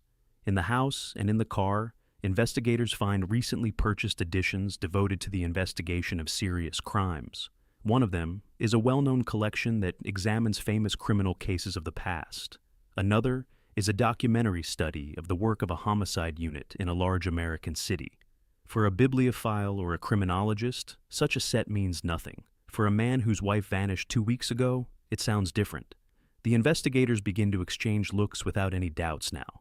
A car with the seat removed, a cabin someone tried to wash clean, Nina's blood on the floor of that car, and books describing in detail how police solve cases like this. It is not yet proof in a courtroom, but it is already the density of detail at which coincidence stops being a plausible explanation. Coincidence stops being a plausible explanation in the way Hans behaves during these weeks as well. By this point, surveillance has been set up on him. Alameda County detectives track his movements, and instead of the familiar route of home, store, home, they see something very different. Hans stops spending the night at the house on Exeter Drive. He drives off in his Honda CRX and spends his nights in the car, now in one parking lot, now in another. He moves several times a day, sleeps in snatches, eats at roadside places. Occasionally he returns to the house briefly, grabs things, and drives off again. For a man whose children's mother has just vanished, this is a strange choice. Usually in such situations, relatives gather together. They do not stay alone. Next, the detectives notice something else. He begins to weave. Sharp turns without reason, U-turns and dead ends, long stops on side streets, sudden changes of route. This is not the behavior of a distracted engineer who has lost his way. This is the behavior of a man who knows he is being followed and is trying to shake off the tail. In the surveillance reports, it is noted dryly, but the meaning is clear to everyone. The subject is aware of the surveillance and is reacting to it. In public during those days, Hans keeps himself restrained. In brief exchanges with reporters, he speaks of Nina cautiously, without grief, without irritation, as if the matter were some sort of administrative task. He does not join the searches, does not give interviews asking for help, does not offer a reward for information. This stands out. In cases of missing wives, behavior like this always stands out. By early October, the detectives and the prosecutor's office believe they have enough for an arrest. On October 10, 2006, exactly 5 weeks after Nina's disappearance, Hans Reiser is taken into custody. He is charged with first-degree murder. At this moment, the prosecution has no body, no crime scene, no confession, and no direct witnesses. There is only a house, a car, and a man who behaved far too strangely. From a house, a car, and strange behavior begins a process that will keep everyone involved occupied for a long time. The People versus Reiser trial opens in November of 2007 in the Alameda County Superior Court building in Oakland. In time, it will be called one of the longest trials in the history of that county, and not without reason. The sides will argue day after day, month after month, into the spring of the following year. The prosecution is led by Paul Hora, an experienced and composed attorney. The defense is taken on by William Du Bois, a well-known Oakland lawyer with a taste for unconventional moves and a gift for working with difficult clients. The bench is held by Larry Goodman, who will have to keep control of a courtroom where two strong figures collide around one very complicated defendant. The jury is 12 residents of the county whose names will not enter history, but whose verdict will set a precedent. From the very beginning, Hora understands exactly the wall he is up against. He has no body, no scene where the investigation could show how it all happened, not a single witness who saw any part of the events with their own eyes, no confession. By the classic standards of an American criminal trial, this is a case that is almost impossible to bring to a guilty verdict. But he has something else. He has a dismantled passenger seat in a room of the house on Exeter Drive. He has the wet interior of the Honda CRX and a drop of Nina's blood on its floor. He has books about investigating serious crimes, bought in those very weeks. He has witness testimony that Nina pulled up to her ex-husband's house on September 3rd, and that no one saw her alive after that. And he has a motive, a long divorce, a custody battle, financial troubles, and a story of infidelity that struck Nina's two closest men at once. The entire structure of the prosecution hinges on whether these elements will come together in the jurors' eyes into a single whole. Whether these elements will come together into a single whole is what the trial turns on. And at this moment, Hans Reiser makes a decision that defense attorneys in similar cases usually try with all their strength to talk their clients out of. He announces that he will testify in his own defense, personally. That is, he will take the witness stand himself and, under oath, answer the prosecution's questions. He takes the stand, and he talks. And he talks for a long time. His testimony stretches over 11 court days in a row, an exceptional case even for long trials. Hora asks questions, Hans explains. Why was the passenger seat removed from the CRX? According to him, by that time he was often sleeping in the car, he needed to free up space, and the seat got in the way. Why was the floor of the cabin wet? He was washing the car, and water accidentally got inside. Why the books about investigating serious crimes? He is an educated man, and this topic interests him, as it does many others. Each explanation on its own sounds acceptable. People really do sometimes sleep in their cars. People really do sometimes botch the washing of an interior. People really do read books about famous cases. Taken one at a time, the jury might shrug, but together they lay over one another, and over them lies the manner in which Hans speaks. He uses complex phrasing. He corrects the prosecutor on wording. He argues with him about the meanings of individual words. He drifts into reflections on logic, on probability, on how a reasonable person ought to reason. He behaves as though he were not in a courtroom, but at an academic seminar, where the point is to win the argument. The jury watches this for many days in a row. What they see is not a bewildered husband whose wife has vanished, nor a man crushed by grief. They see an engineer annoyed that he is not being understood, certain that every question around him is a misunderstanding. By the end of his testimony, the picture in their heads has almost taken shape. The picture in the jurors' heads has almost taken shape, and the defense understands that a sharp move is needed, one capable of breaking it apart. That move becomes an attempt to shift attention to another man. The attorneys bring the figure of Sean Sturgeon into the case, the same friend of Hans and former lover of Nina. The logic is simple. If there was another man with a dark side in the missing woman's life, then there are other candidates for suspicion. Sturgeon himself plays along with this line even before the trial. He gives a long interview to one of the San Francisco newspapers, and in that interview, he makes a sensational statement. According to him, in the past, he himself had done serious harm to people he considered bad. He offers no details that could be checked, no specific names or places, but the words themselves make it into the papers and spread across the headlines. Law enforcement studies this statement carefully. They find no confirmation at all, no bodies, no evidence, no investigative materials that could tie anything to his admission. No charges are brought against Sturgeon, no case is opened against him. For the prosecution, he remains a witness who likes to talk big. For the defense, a convenient shadow that can be placed next to Hans to tell the jury, look, there was another man near Nina, and he himself speaks of his dark past. The jury listens to this attentively. They are shown the records, reminded of the affair, of the quarrels, of the complicated relationships in the triangle. But every time the attorneys try to steer the conversation towards Sturgeon, the jury's gaze returns to the same things. To the dismantled seat in the house on Exeter Drive, to the drop of blood in the wet cabin of the CRX, to the 11 days during which the defendant himself tried to explain those details to them. Other people's words in an interview turn out to be weaker than one's own car, The shadow of Sean Sturgeon does not cover the figure of Hans Reiser. By the end of the closing arguments, the jury no longer has two candidates. Only one remains. Only one candidate remains for the jury. And on April 28, 2008, they come back from the deliberation room with a decision. The courtroom in Oakland is packed that day. Reporters, relatives, representatives of the Russian consulate, acquaintances of Nina, Hans's colleagues from the developer community. The jury foreman rises and reads out the verdict. Hans Thomas Reiser is found guilty of first-degree murder. In the California system, that is a heavy formulation. First degree means a deliberate offense, and the penalty for it in this state starts at 25 years and runs up to life in prison. The defendant is led out in handcuffs. His face barely changes. The defense announces that it will challenge the decision, but those words decide nothing in that minute. There is silence in the room, and outside its walls begins a conversation that will turn out to be more important than the verdict itself.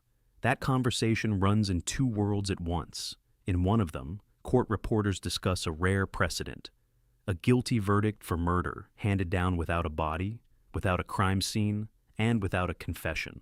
Such things happen in American practice, but not often. In the other world, the world of free software developers, the news is received heavily and almost in silence. Not long ago, the name Hans Reiser had appeared on the pages of technical journals and in discussions of the Linux kernel. Now it moves into crime reports. Work on the new Reiser 4 file system, which he had been building for years, effectively comes to a halt. The project no longer has a lead developer. Nemesis by this point exists more on paper than in reality. Reiser FS, so recently one of the prides of Linux, enters a long phase of slow withdrawal. Maintainers are in no hurry to update it. Distributions begin recommending other solutions. Hans himself remains in his cell, waiting for the formal sentencing. By the logic of things, his story should end here. There is a verdict, the degree is clear, and the conversation about punishment is a matter of arithmetic. But a few weeks after the verdict, something happens that none of the people who sat in that courtroom expect. What none of them expects begins with a short conversation between Hans and his attorneys in one of the jail's meeting rooms. After that conversation, William Dubois contacts the prosecutor's office and passes on his client's offer. The offer is unusual, but for both sides, it is clear from the very first words. Hans is ready to show where Nina's body is. In exchange, he asks for one thing: that the court reclassify his conviction from first-degree murder to second-degree murder. The difference sounds dry on paper, but in practice it matters a great deal. First degree in California ranges from 25 years to life. Second degree ranges from 15 years to life. That is 10 years of difference at the lower boundary. For a man already past 40, that is the difference between two different scenarios for old age. Prosecutor Paul Hora takes time to think, consults with the county leadership and with Nina's family. He faces a hard choice. On one hand, the deal reduces the punishment of the very man he has just defeated in a trial that lasted many months. On the other, Nina's relatives in St. Petersburg have been living without an answer for nearly 2 years. Her mother cannot bury her daughter. 2 children do not know where their mother is. In this case, there will not be a second chance to find the body if no agreement is reached. Hora decides to accept. The deal is put into writing. As part of it, Hans signs an official statement about what happened. According to this statement, on September 3, 2006, on that very Sunday, a quarrel breaks out between him and Nina in the house on Exeter Drive. During the quarrel, he takes her life. Then, alone in the house, he moves her into his car, the same Honda CRX from which a few days earlier he had removed the passenger seat. That previously cleared out spot is now exactly what explains the missing seat. And the car drives out of the yard. And the car drives out of the yard not in 2006, but again, now in 2008, this time accompanied by a convoy. On July 7, 2008, Hans is taken out of his cell under guard. A small column of vehicles climbs from downtown Oakland up into the hills toward Redwood Regional Park. It is a large forest park east of the city. Redwoods, steep slopes, trails walked by families with dogs and by runners. A place people come to breathe, not to search. The convoy stops at one of the entrances. Hans is led out. He is in handcuffs. Alongside him are detectives, forensic specialists, and representatives of the prosecution. What lies ahead of him is something none of the people standing beside him right now has ever done. To remember a single point in this forest where, nearly 2 years ago, he once brought the body of his wife, and to lead everyone else there. He walks confidently. The route takes the group off the busier trails, along less visible paths, through brush, down a slope. At some point, he stops, looks around, and points to a place. A steep slope, ground covered with leaves, nothing remarkable to an outside eye. The forensic team begins its work. After some time, beneath a thin layer of soil, they uncover a shallow grave. In it are the remains of Nina Reiser. For almost 2 years, this place stayed hidden, a few miles from Nina's own home and from her children's home. All that time, she had been searched for in the city, on the roads, in neighboring states. And she had been nearby, on the slope of a large park where hundreds of people come every weekend. The forensic specialists carry out the work on site, complete all the necessary procedures and identification. Formally, the missing persons case is closed. Formally, the story has an ending. That same Honda CRX, the old two-door coupe with the empty spot on the passenger side, now becomes more than just a detail from the investigation files. It becomes the car that once drove up this same road into the hills and came back down without a passenger. A car that came back without a passenger closes one circle. One more remained to close, the formal one. On August 29, 2008, the Alameda County Court returns to the People v. Reiser case for the last time. Judge Larry Goodman officially reclassifies the verdict in accordance with the deal that has been reached. First-degree murder becomes second-degree murder. Hans Reiser receives 15 years to life in prison. The hearing proceeds quietly. No one argues any longer. No one tries to shift attention to other versions. The tension that filled the room in April is gone. There is only a dry legal ritual. Hans is taken back into the state system, where he begins counting down his years. In St. Petersburg, Nina's family now has something they had been denied for nearly 2 years. They can hold a funeral. They can put up a monument, visit it, speak to their daughter and sister at her grave. For her mother, this is not consolation, but it is the end of the emptiness in which, until now, there had not even been a place to stand in silence. By this point, the 2 Reiser children are already being raised by Nina's relatives in Russia. Their lives are being rebuilt from scratch, in another language, in another city, far from the hills of Oakland. In parallel, another line of this story quietly comes to an end as well. In the world of Linux developers, Reiser FS finally changes from a working tool into a historical artifact. Maintainers stop spending energy on supporting it, and new distributions default to other solutions. The name that once sounded at technical conferences, in articles, in kernel discussions, now sounds almost only in the reports of crime journalists. The loud trial moves off the front pages. Other cases take their place. Oakland has plenty of its own hard stories. But the Reiser case does not disappear entirely. It is set aside, like a folder in an archive that will be returned to someday. Because this story, like a well-designed file system, has a journal in which, over time, one more entry will be written. The entry that is still being written into the journal of this story appears many years later. Already in 2024, a long letter comes out of the prison where Hans Reiser is serving his sentence.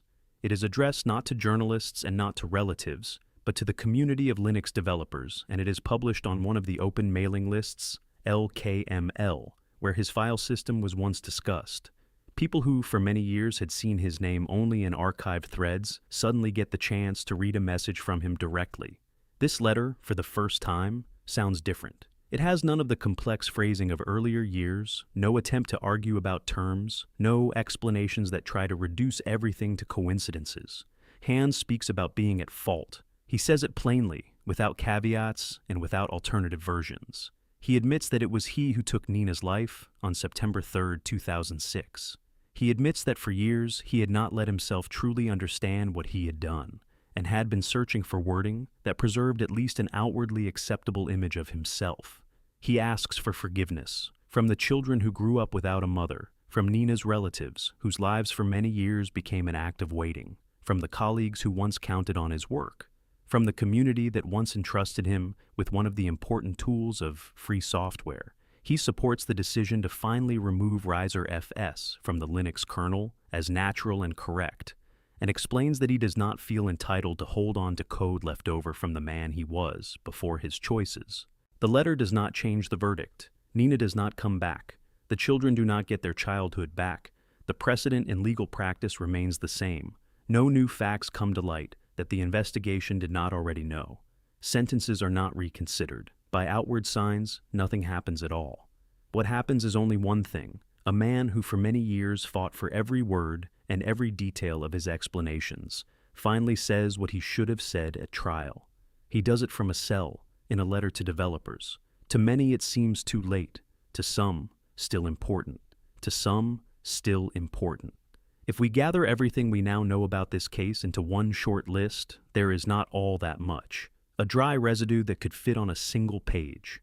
There is a Sunday, September 3rd, 2006, and a house on Exeter Drive in the hills above Oakland. There is a 31-year-old woman named Nina who came there on her usual custody schedule, brought 2 children, and was going to drive home, as she had done dozens of times before. There is an old 2-door 1988 Honda CRX, from which, shortly before this, the passenger seat had been removed. There is the wet floor inside the cabin, as if someone had tried to rinse it in a hurry with water. There is one dark drop on that floor whose analysis matches the DNA of the missing woman. There are several recently purchased books about how investigations of serious crimes work. There is a man who in those weeks stopped sleeping at home and slept in his car, evading surveillance along complicated routes. There are nearly 2 years without an answer, during which Nina was searched for across the city, across the country, and not once on the slope of a large park only a few miles from her home. There is a long trial in Oakland, 11 days of the defendant's own testimony, and a guilty verdict without a body. There is a deal, a shallow grave in Redwood Regional Park, and a formal admission. There is the reclassification of the verdict, a funeral in St. Petersburg, and 2 children growing up with their mother's relatives. And there is a letter from a cell, written many years later, in which the author of one of the well-known file systems himself asks for it to be removed from the kernel as a symbol. Between the first line of that list and the last one lies the entire story. A man who spent his life teaching machines not to lose data decided, at some point, that one specific person could be erased from the world without a trace. The world turned out to be built differently. The traces remained. They always remain, even when it seems they have been washed away with water. Yes, December 1980. The Clarendon Court Mansion in Newport, Rhode Island. The heiress to a multi-million-dollar fortune, Sunny von Bülow, is found unconscious on the bathroom floor. She falls into a coma from which she will never emerge for 28 years. Nearby stands her husband, a Danish aristocrat named Klaus von Bülow. In his belongings, investigators will discover a syringe containing insulin.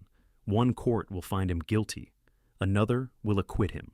Was this a perfect crime that could not be proven, or a family tragedy twisted into an accusation? Martha Sharp Crawford is born on the 1st of September, 1931, in her father's private railway car. The place of birth is Manassas, Virginia. Her father, George Crawford, owns a utilities empire and ranks among the wealthiest men in America. When she turns 3, he dies.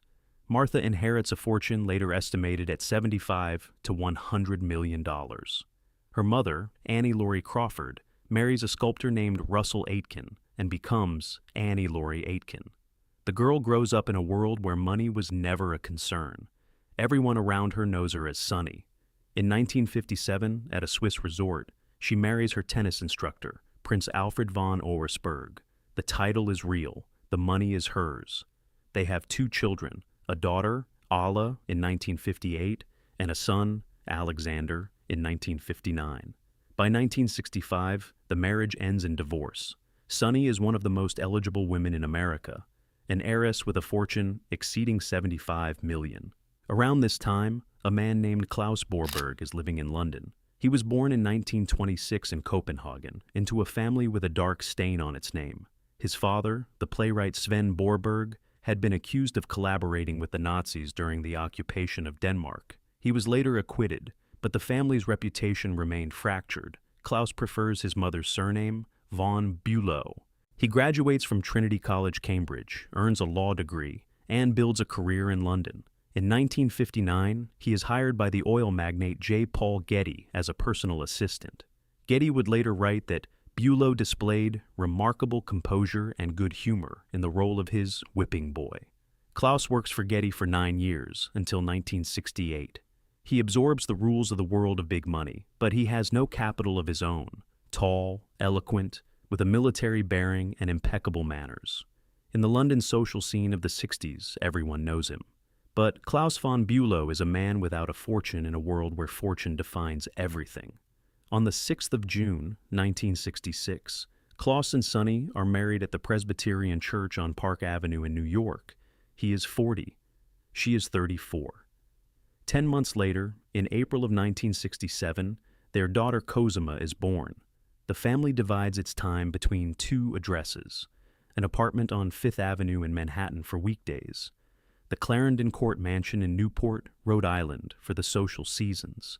Clarendon Court was built in 1904 and belongs to the legacy of the so-called Gilded Age, an era when American industrialists erected palaces along the New England coast.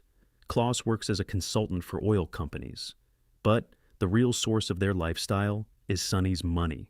She is the one who pays for the mansions, the servants, the travel, and the social obligations. Klaus knows this. Everyone around them knows this. In social circles, he is the flawless host, witty, well-read, able to hold a conversation on any topic. His charm is his currency. But by the late 70s, something begins to shift. Sonny gradually withdraws from the outside world. She ventures out of Clarendon Court less and less, spending her days in seclusion. Medical records document reactive hypoglycemia, a condition in which blood sugar levels periodically drop below normal. This can cause weakness, confusion, fainting, and even coma, especially when combined with alcohol and sedatives. The same records mention excessive use of prescription medications, sedatives, and alcohol. But these accounts are contradictory. The maid, Maria Schrallhammer, who worked in the house for many years, tells a completely different story. According to her, Sonny is an athletic woman who regularly plays golf, swims in the mansion's pool, and keeps exercise equipment at home. 2 portraits of the same woman. One version paints her as a victim of her own habits, the other as a healthy woman whose life was destroyed from the outside. This dispute will become central to 2 courtroom trials. While Sonny retreats behind the walls of Clarendon Court, Klaus finds his way out. In the late 70s, he begins an affair with Alexandra Isles, an actress known for her role in the cult television series Dark Shadows. Her real surname is Moltke, and she belongs to an old European aristocratic family. The affair lasts about 2 years. It is intense, intermittent, marked by breakups and reconciliations. A curious detail: Alexandra is wealthy in her own right, and by some accounts even wealthier than Klaus. For him, she is not a path to money, but something else entirely. But Alexandra is unwilling to share Klaus with his wife. She issues an ultimatum. Either he leaves Sonny or the relationship is over. Klaus avoids giving a straight answer. He tells Alexandra that Sonny is an unstable woman and that the situation is more complicated than it appears. Meanwhile, according to the maid Maria's testimony, Sonny herself also discusses divorce. She allegedly tells Maria that her lifestyle is interfering with Klaus's business career. So it turns out both sides are thinking about a separation, but neither takes the decisive step. And here, the trap reveals itself. Divorcing Sonny would mean Klaus loses access to everything: the Fifth Avenue apartment, Clarendon Court, the money that sustains his position in society. Without Sonny, Klaus von Bülow is an eloquent lawyer without a practice and a charming socialite without means. The 3 sides of this triangle form a perfect framework for prosecution. An heiress who wants to leave but doesn't. A husband who cannot afford a divorce. A mistress demanding a resolution. If Sonny were to vanish from this equation, Klaus would gain both freedom and money. The prosecution would later call this a motive. The defense would say that motive is not proof. December 26, 1979. Clarendon Court, Newport. The family has gathered for Christmas: Klaus, Sonny, Cosima, Alla, and Alexander. The evening before, a holiday dinner, eggnog, the usual rituals of a wealthy household.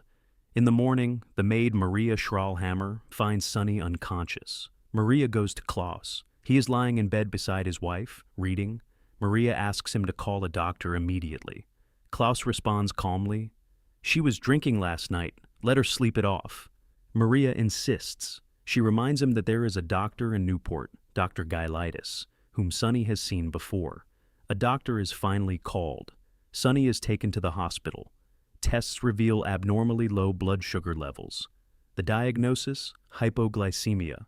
After several days, she regains consciousness, opens her eyes, and is eventually discharged. No one launches an investigation. No one asks questions about the cause. The episode is written off as a health issue, aggravated by holiday overeating and alcohol. Family life continues as though nothing happened. But in April of 1980, Sonny ends up in the hospital again, this time with disorientation and confusion. Details of this hospitalization are sparse. All that is known is that Sonny is discharged and returns home. For the prosecution, this episode is another link in the chain. 3 medical incidents in a single year, and each time Klaus is nearby. For the defense, it is proof of chronic health problems. A woman with reactive hypoglycemia who abuses sedatives ends up in the hospital not because someone poisoned her, but because her body is failing. The prosecution would later claim that December 1979 was Klaus's first attempt. The defense would counter, it was an ordinary episode for a woman with chronic hypoglycemia and a sedative habit. Both arguments sound convincing. Neither can be definitively confirmed or refuted. One detail from Maria's testimony will remain in the records of both trials. Klaus was lying next to his wife, who would not regain consciousness. He did not panic. He was reading. Between the 2 comas, something occurs that will only come to light much later. In February of 1980, the maid Maria Schrahlhammer stumbles upon a black bag belonging to Klaus inside the mansion. Inside are several vials of prescription medications. Maria thinks nothing of it. In November of that same year, she comes across the same bag again. But this time, the contents are different. Maria describes 2 or 3 needles, a syringe, and a small vial labeled insulin. Neither Klaus nor Sonny has been diagnosed with diabetes. Insulin in a house where no one needs it, a detail that will later become central to the prosecution's case. Maria does not call the police. She does not confront Klaus. Instead, she tells Sonny's stepdaughter Alla about the discovery. But Alla does not take decisive action at that point either. Within a few weeks, the second coma will occur. This timeline will become the subject of fierce debate. The defense at the second trial will uncover an important detail. During her very first interview, long before the trial, Maria did not mention insulin among the contents of the black bag. She spoke of vials of medication, but not of a vial labeled insulin. When exactly did insulin appear in her recollections? Before the second coma, or after it, when suspicions had already taken shape and the family had begun searching for explanations? The defense will turn this question into one of its most devastating lines of attack. But in November of 1980, all of that still lies ahead. The bag sits in the mansion. Sonny lives her reclusive life. Christmas is only weeks away. December 21st, 1980. Clarendon Court. Christmas again, the family together once more. Exactly 1 year earlier, within these same walls, Sonny had fallen into a coma from which she was brought back. Now it happens again, but with a different ending. That evening, Sonny appears sluggish and disoriented. Those around her notice it, but pay it no mind. Perhaps they chalk it up to fatigue, alcohol, the usual sedatives. The night passes. On the morning of December 22nd, Sonny is found lying on the bathroom floor. She is unconscious. Her body is cold, the marble floor having drawn the heat from her overnight. An ambulance takes her to the hospital. This time, the diagnosis is different. Doctors discover irreversible brain damage. Sonny von Bülow, 49 years old, heiress to a fortune worth tens of millions of dollars, enters a permanent vegetative state. She will never open her eyes again. She will never speak a word. She will never recognize her loved ones. The parallel between the 2 episodes is impossible to ignore. Both occurred at Christmas, both at Clarendon Court, both while Klaus was nearby. For the family, this ceases to be a coincidence. But in December of 1980, no one is debating theories yet. Sonny lies in a hospital bed. Machines sustain her body. And the family begins asking questions that the police have not yet thought to ask. Alla and Alexander, Sunny's adult children from her first marriage, are not willing to wait for the police to act. They take the investigation into their own hands. They hire a private detective, Edwin Lambert, and bring in the attorney Richard Koo for legal guidance. Koo is an experienced lawyer, a former Manhattan district attorney. He coordinates the family's efforts. Together, they return to Clarendon Court and begin searching the house. The first oddity, a closet in one of the rooms, which had always stood open before, is now locked. The family finds the key in Klaus's desk. Inside the closet is a black bag, the very same one the maid had told Ola about back in 1980. In the bag are syringes and vials of insulin. For the family, this confirms their worst suspicions. But there is a serious problem. The bag was opened and examined by private individuals, not by police. No search warrant, no chain of custody protocol. The evidence was collected by people who have a vested interest in convicting Klaus. Moreover, months had passed between the second coma and the discovery of the bag. Who had access to the closet during that time? Could someone have altered its contents? These questions will hang over the entire case like a shadow that cannot be removed. Nevertheless, there is enough material for a grand jury. In July of 1981, Klaus von Bülow is charged with 2 counts of attempted murder of his wife. 2 episodes, December 1979 and December 1980. 2 counts. Klaus pleads not guilty. He is released on bail. The case heads to trial, and all of Newport, followed by all of America, begins watching what unfolds inside a family where wealth is measured in the tens of millions. In January of 1982, the trial of State versus von Bülow opens at the Newport courthouse. The courtroom is packed. The press occupies every available seat. This is the first truly high-profile trial of the decade, and it plays out against a backdrop of old money, aristocratic titles, and unopened secrets. The prosecution builds its case on 3 pillars. First, the medical evidence, abnormally high levels of insulin in Sunny's blood. Second, the black bag containing insulin and syringes. Third, the motive, a mistress and money. The prosecution's star witness is Maria Schrahlhammer. The maid spends 12 hours on the witness stand, spread over 3 days. She describes the morning of the first coma, how she begged Klaus to call a doctor, how he refused. She tells the court about the black bag and the vial of insulin. Then Alexandra Isles is called to the stand. She confirms the affair and the ultimatum. But the key point is her claim that Klaus told her about the first coma over the phone. According to her, he said that he had watched Sunny take sleeping pills and drink eggnog with alcohol, and then lie unconscious for hours. He allegedly admitted that at first, he simply watched. For the jurors, this sounds like an admission from a man who let his wife die. Medical experts for the prosecution strengthen the picture. Elevated insulin in the blood could not have appeared on its own. Someone injected it. The defense attempts to challenge the chain of custody and the reliability of testimony, but the first defense team lacks the strategic depth that will come later. They react to the prosecution rather than offering an alternative version of events. The trial lasts just over a month. On March 9, 1982, the jury delivers its verdict, guilty on both counts. In the courtroom, Klaus hears the sentence standing, his back straight. According to eyewitnesses, his face betrays nothing. No shock, no anger, no remorse. The same impenetrability that once charmed London drawing rooms now works against him. To the public, it looks like indifference. The sentence, 30 years in prison. Klaus von Bülow is released on bail pending appeal. He leaves the courthouse under a barrage of camera flashes. His lawyers are already planning the next move. The next move turns out to be unexpected. Klaus hires Alan Dershowitz, a professor at Harvard Law School, and one of the most renowned specialists in criminal appeals in the country. Dershowitz does not take on cases where he sees no legal basis for review. In the von Bülow case, he sees several. A team forms around Dershowitz.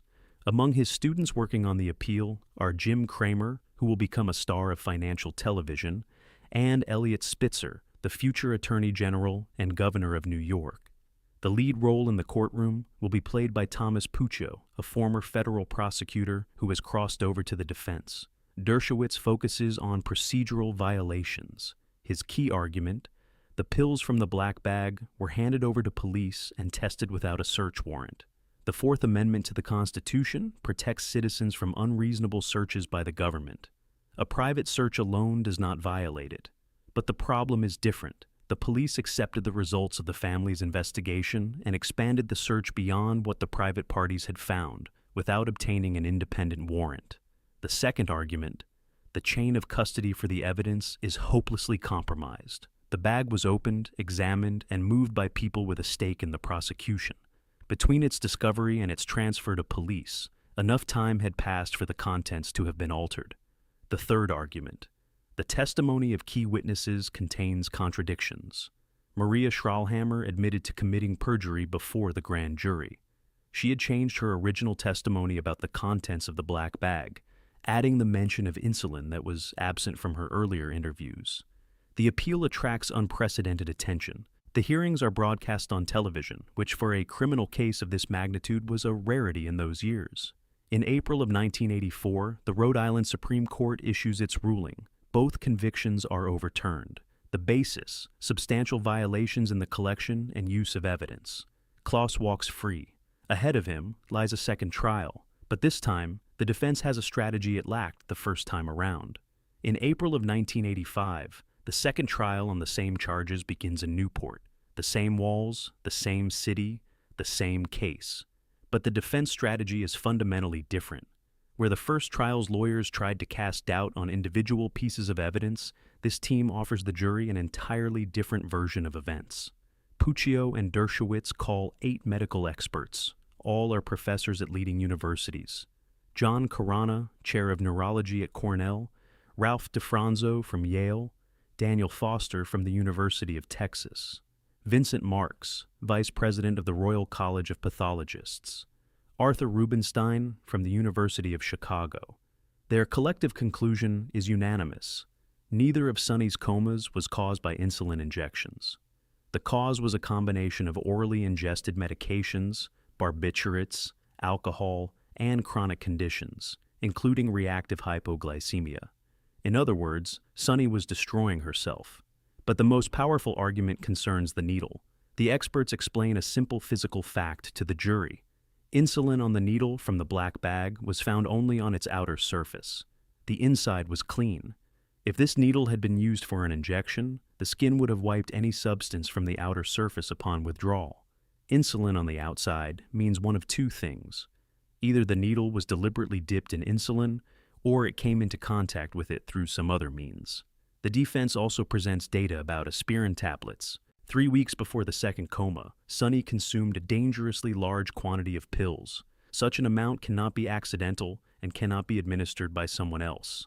The defense characterizes this as a sign of self-destructive behavior. The picture the defense paints is radically different from the prosecution's. Not a husband with an insulin syringe, but a sick woman with access to medication and a tendency to abuse it.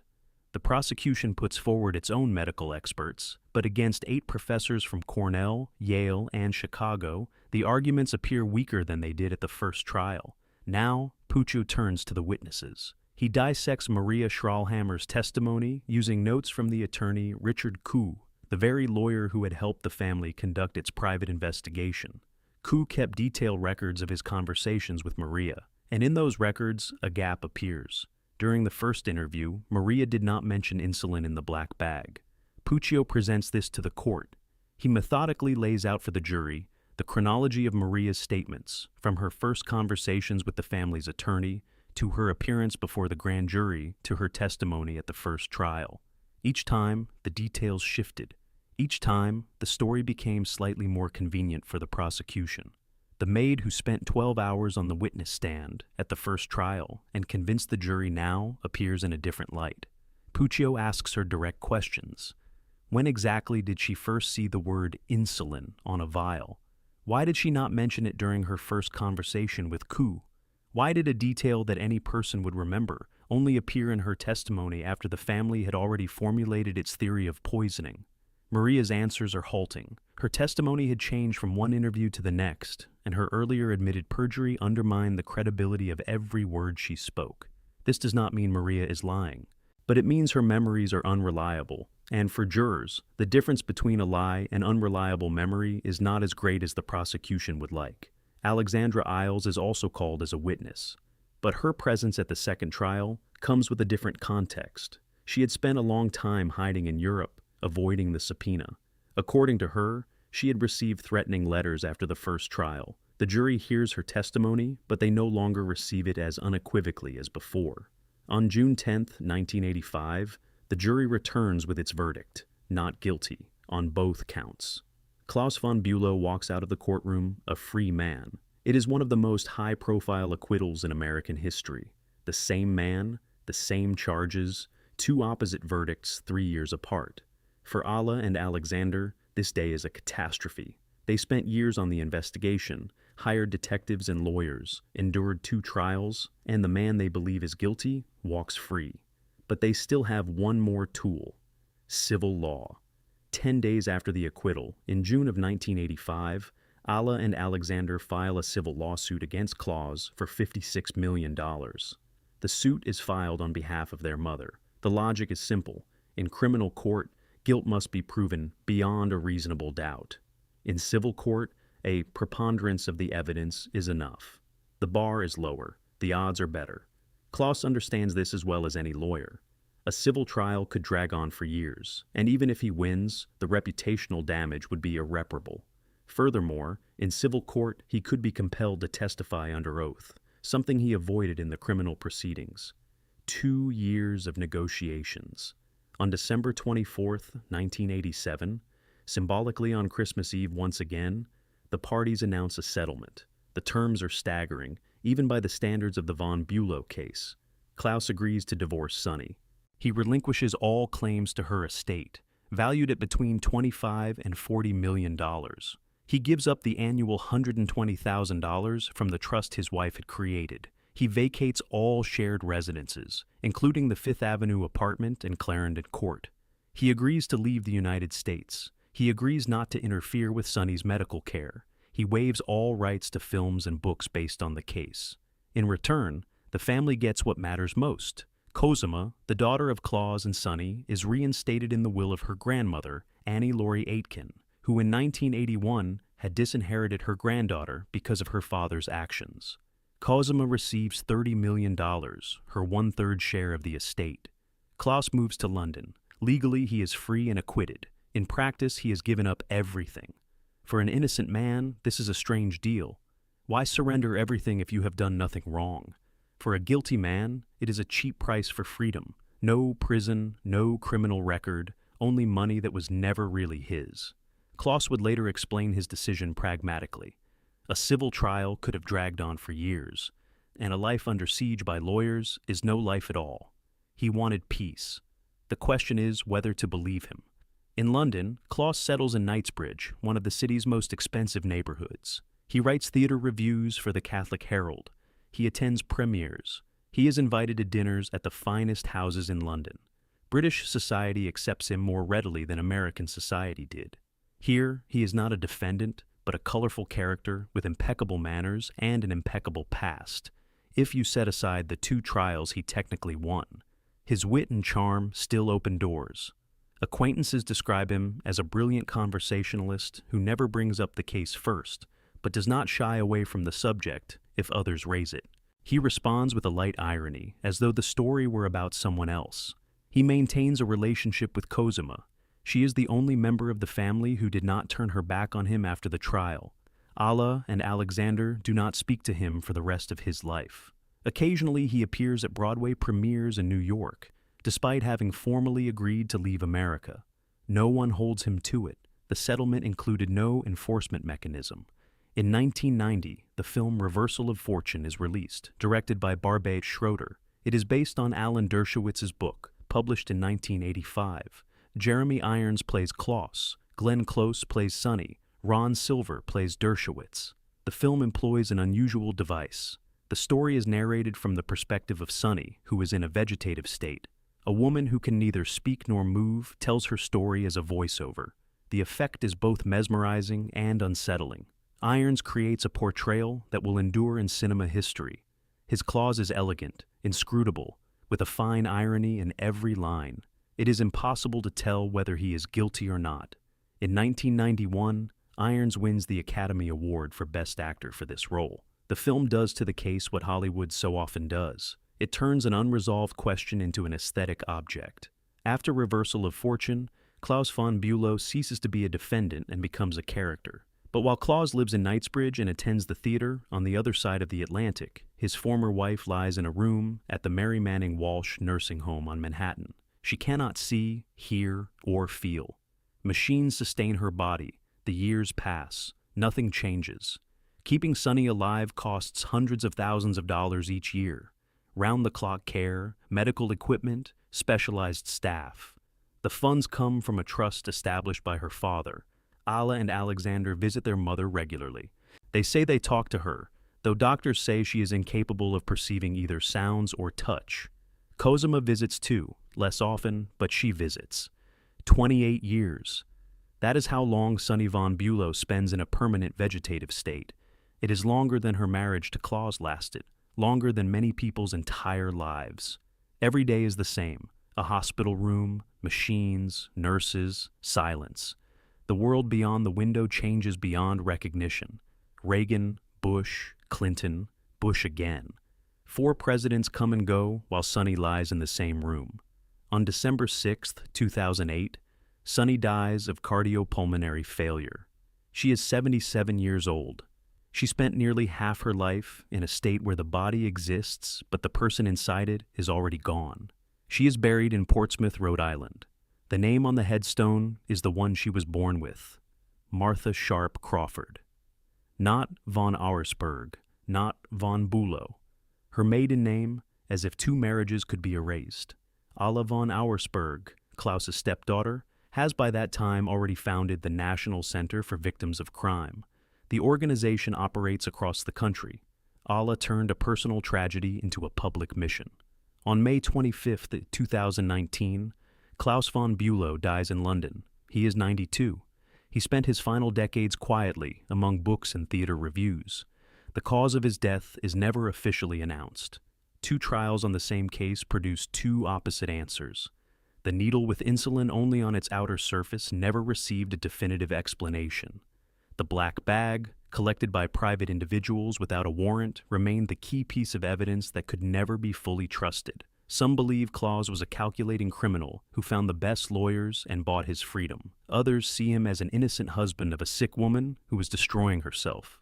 The truth lies somewhere on the bathroom floor of Clarendon Court, on that night in December of 1980, and there are no witnesses left who can speak. Christmas Eve, 2002, Modesto, California. A pregnant woman vanishes from her own home. Her husband says he went fishing in a bay 90 miles away. He hadn't fished in years. He bought the boat 2 weeks earlier, and a few weeks before that, he told his mistress he'd lost his wife. When 4 months later Lacey Peterson's body surfaces in that very bay, investigators still don't have a single piece of direct evidence. No crime scene, no weapon, no established cause of death. Just a collection of circumstances, each of which can be explained on its own. It was enough for a death sentence, but was it enough for the truth? In the mid-90s, at the California University Cal Poly in the small town of San Luis Obispo, 2 students cross paths. Scott Peterson is studying agribusiness. Lassie Rocha is studying ornamental horticulture. Their first real meeting happens at the Pacific Cafe on the Morro Bay waterfront, where Scott works as a waiter. Lacey leaves him her phone number. He calls back. Their first date is a deep-sea fishing trip that leaves Lacey seasick.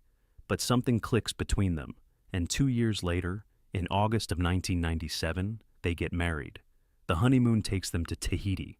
After returning, the newlyweds open a burger place called The Shack right in the college town. A small business for a small, happy family. In 2000, they sell the restaurant and move to Modesto, a quiet city in California's Central Valley, closer to Lassie's parents. Scott takes a job as a sales rep at Trade Corp, a company that sells fertilizer to farmers.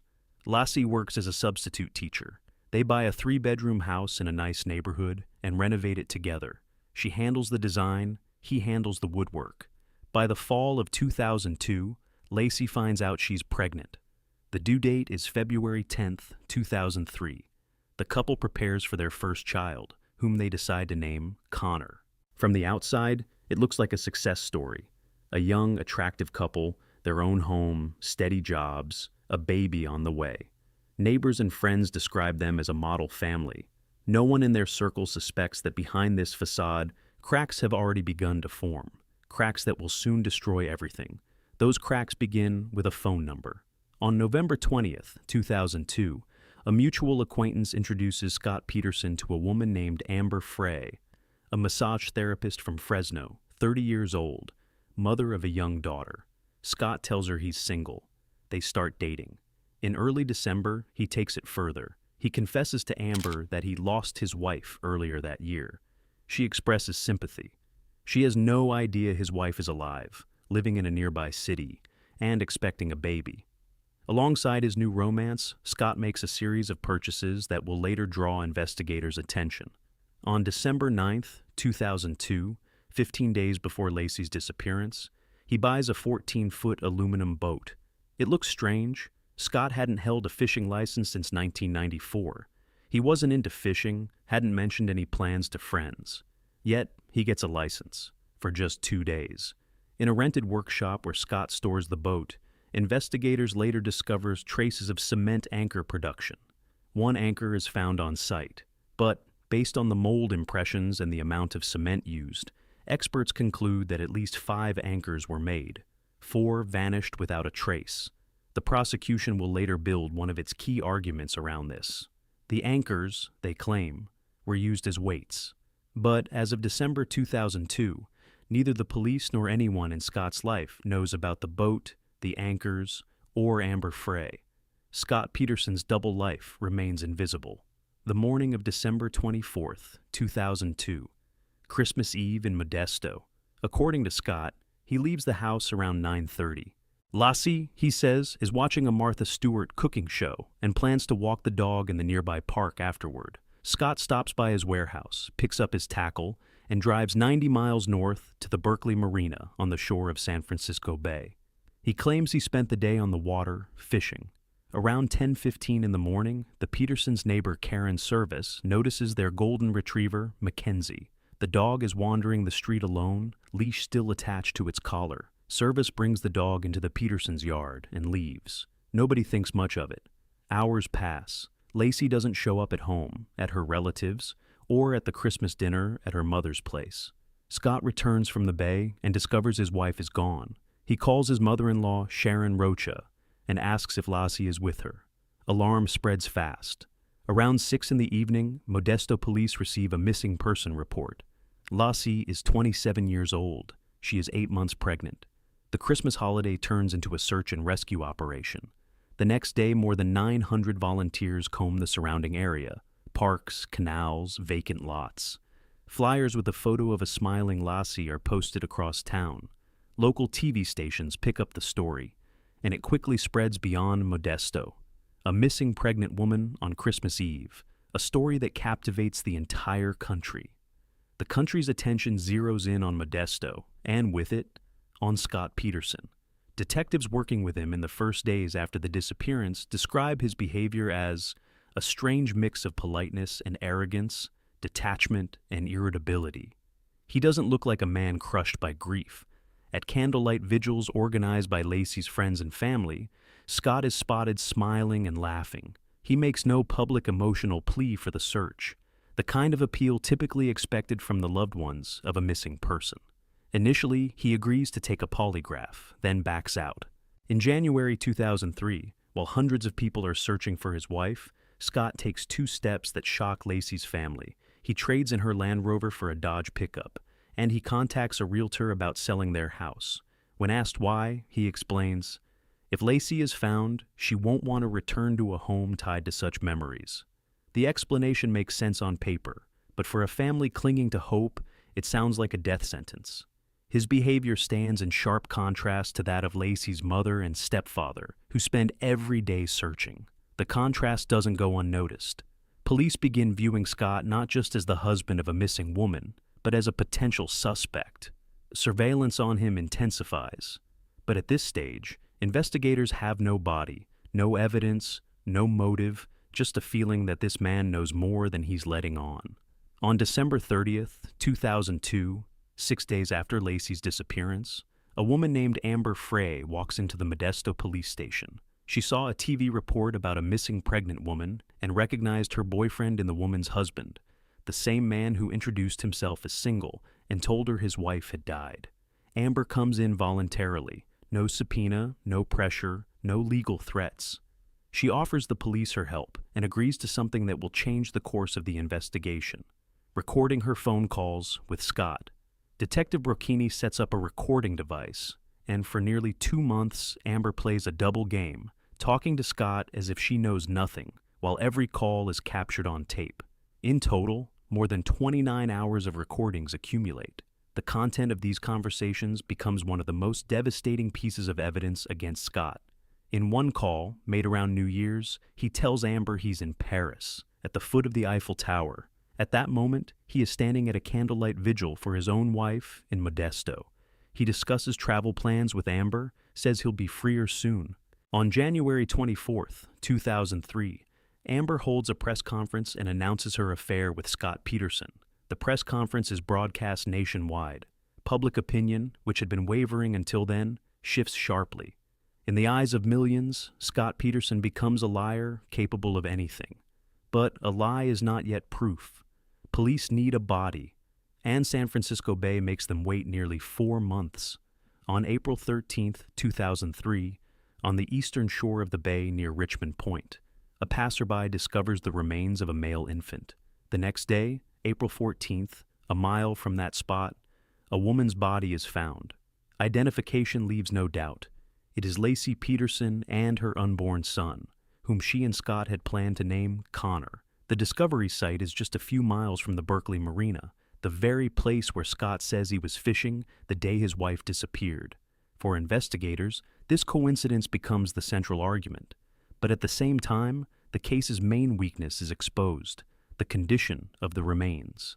The bodies spent months in the water, and the forensic examination cannot establish a cause of death.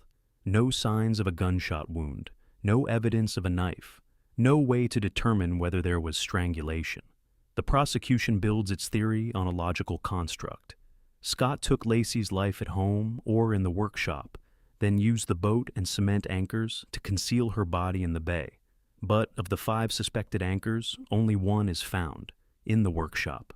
The 4 missing ones are searched for during numerous sweeps of the bay floor, never found. The defense will later argue that the bay's currents are complex and unpredictable, and could have carried the bodies from an entirely different location. The prosecution has a coincidence, but no mechanism that indisputably explains it.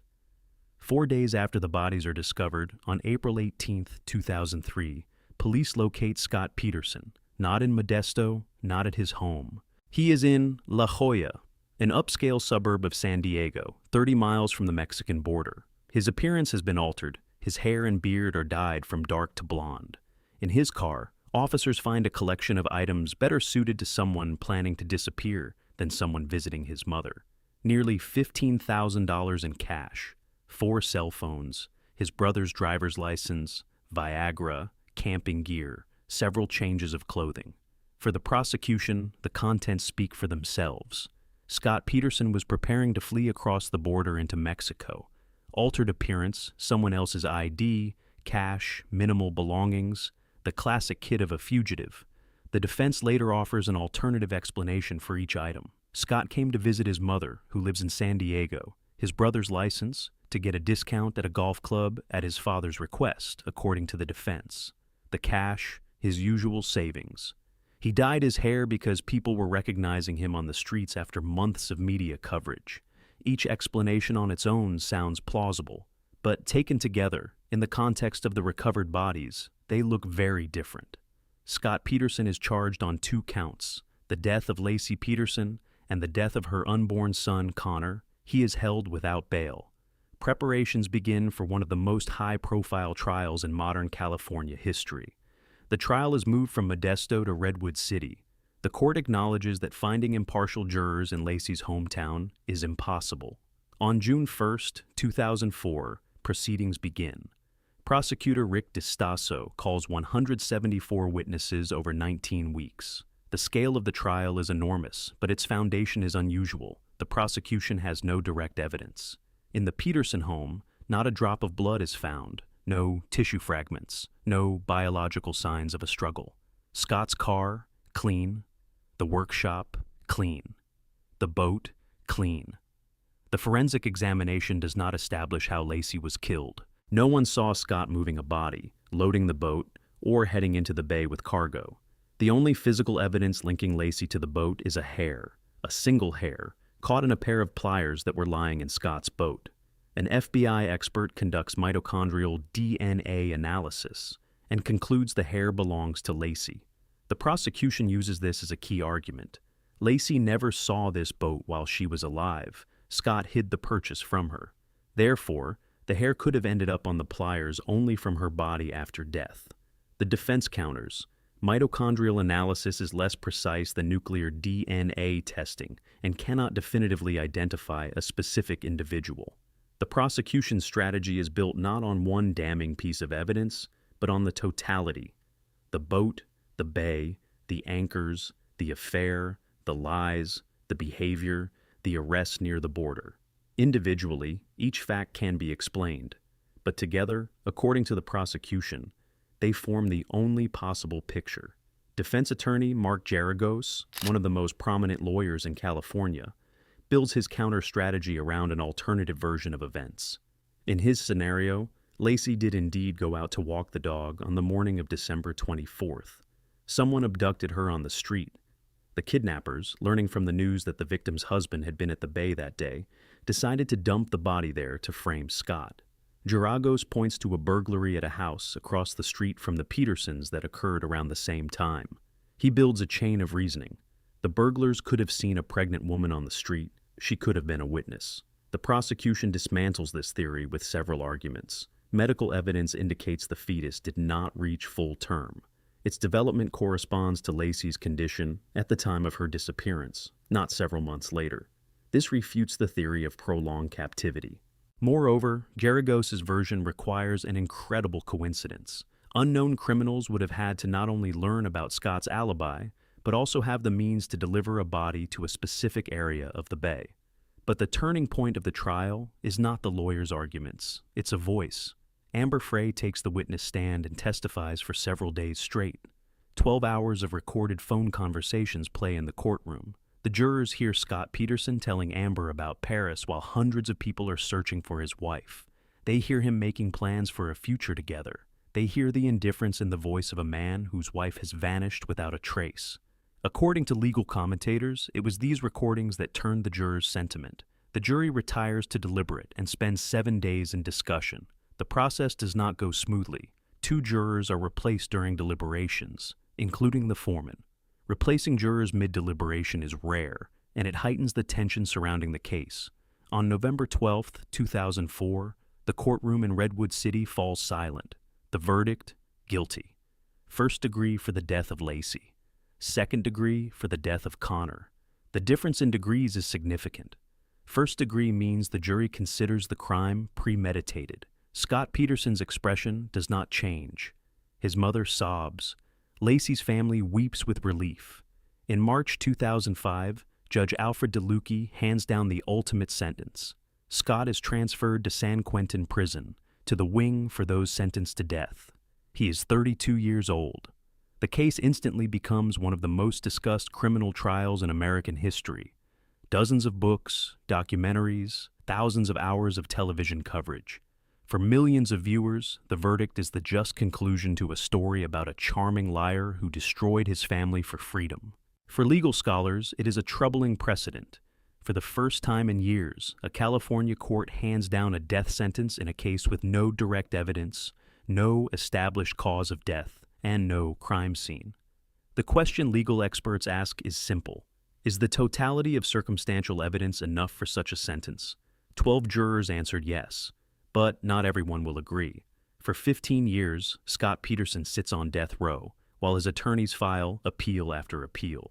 In August 2020, the California Supreme Court issues a ruling that shakes the case. The death sentence is overturned. The reason? The trial judge made systematic errors during jury selection. He dismissed candidates who expressed only general reservations about capital punishment, even though such reservations alone are not grounds for dismissal.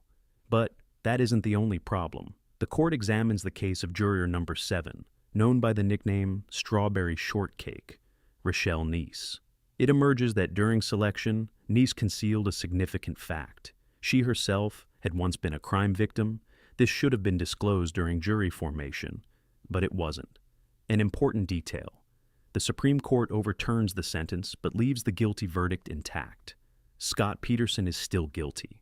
The only question is what punishment he will serve. In December 2021, he receives a new sentence, life in prison without the possibility of parole. The Stanislaus County Prosecutor's Office chose not to pursue a new hearing on capital punishment. The reason is simple and human. Lassie's family asked them not to. Sharon Rocha, Lassie's mother, said she could not endure another trial. Scott is moved from death row to the general population wing. His legal situation changes. He is no longer awaiting execution, but he has no chance of getting out. It would seem the story is over. Conviction upheld, sentence determined, but in January 2024, something happens that forces a fresh look at the case. The Los Angeles Innocence Project, an organization that only takes cases with serious grounds for doubt about guilt, accepts Scott Peterson as a client. This is not charity and not a political gesture. The Innocence Project conducts its own screening and rejects the vast majority of applications. The legal team files a request for new DNA testing on 14 items seized during the investigation. Among them are items from Scott's car, objects from the house across the street where the burglary occurred, and a fragment of adhesive tape found on Lacey's clothing. The judge grants the request on only one item, that very piece of tape. During the original analysis in 2003, human DNA was detected on it, but the sample quality was insufficient to create a genetic profile. Modern technology is significantly more precise. If the new analysis reveals DNA from an unknown individual, it could become grounds for reopening the case.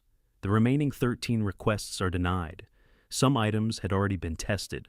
Others lacked a proper chain of custody. In March 2025, the court grants the defense access to additional physical evidence. The Scott Peterson case, closed 20 years ago, is formally reopened, at least within the framework of the appeals process. Neither side has yet received a definitive answer. The prosecution still stands on the totality of circumstances. The defense still points to the absence of direct proof.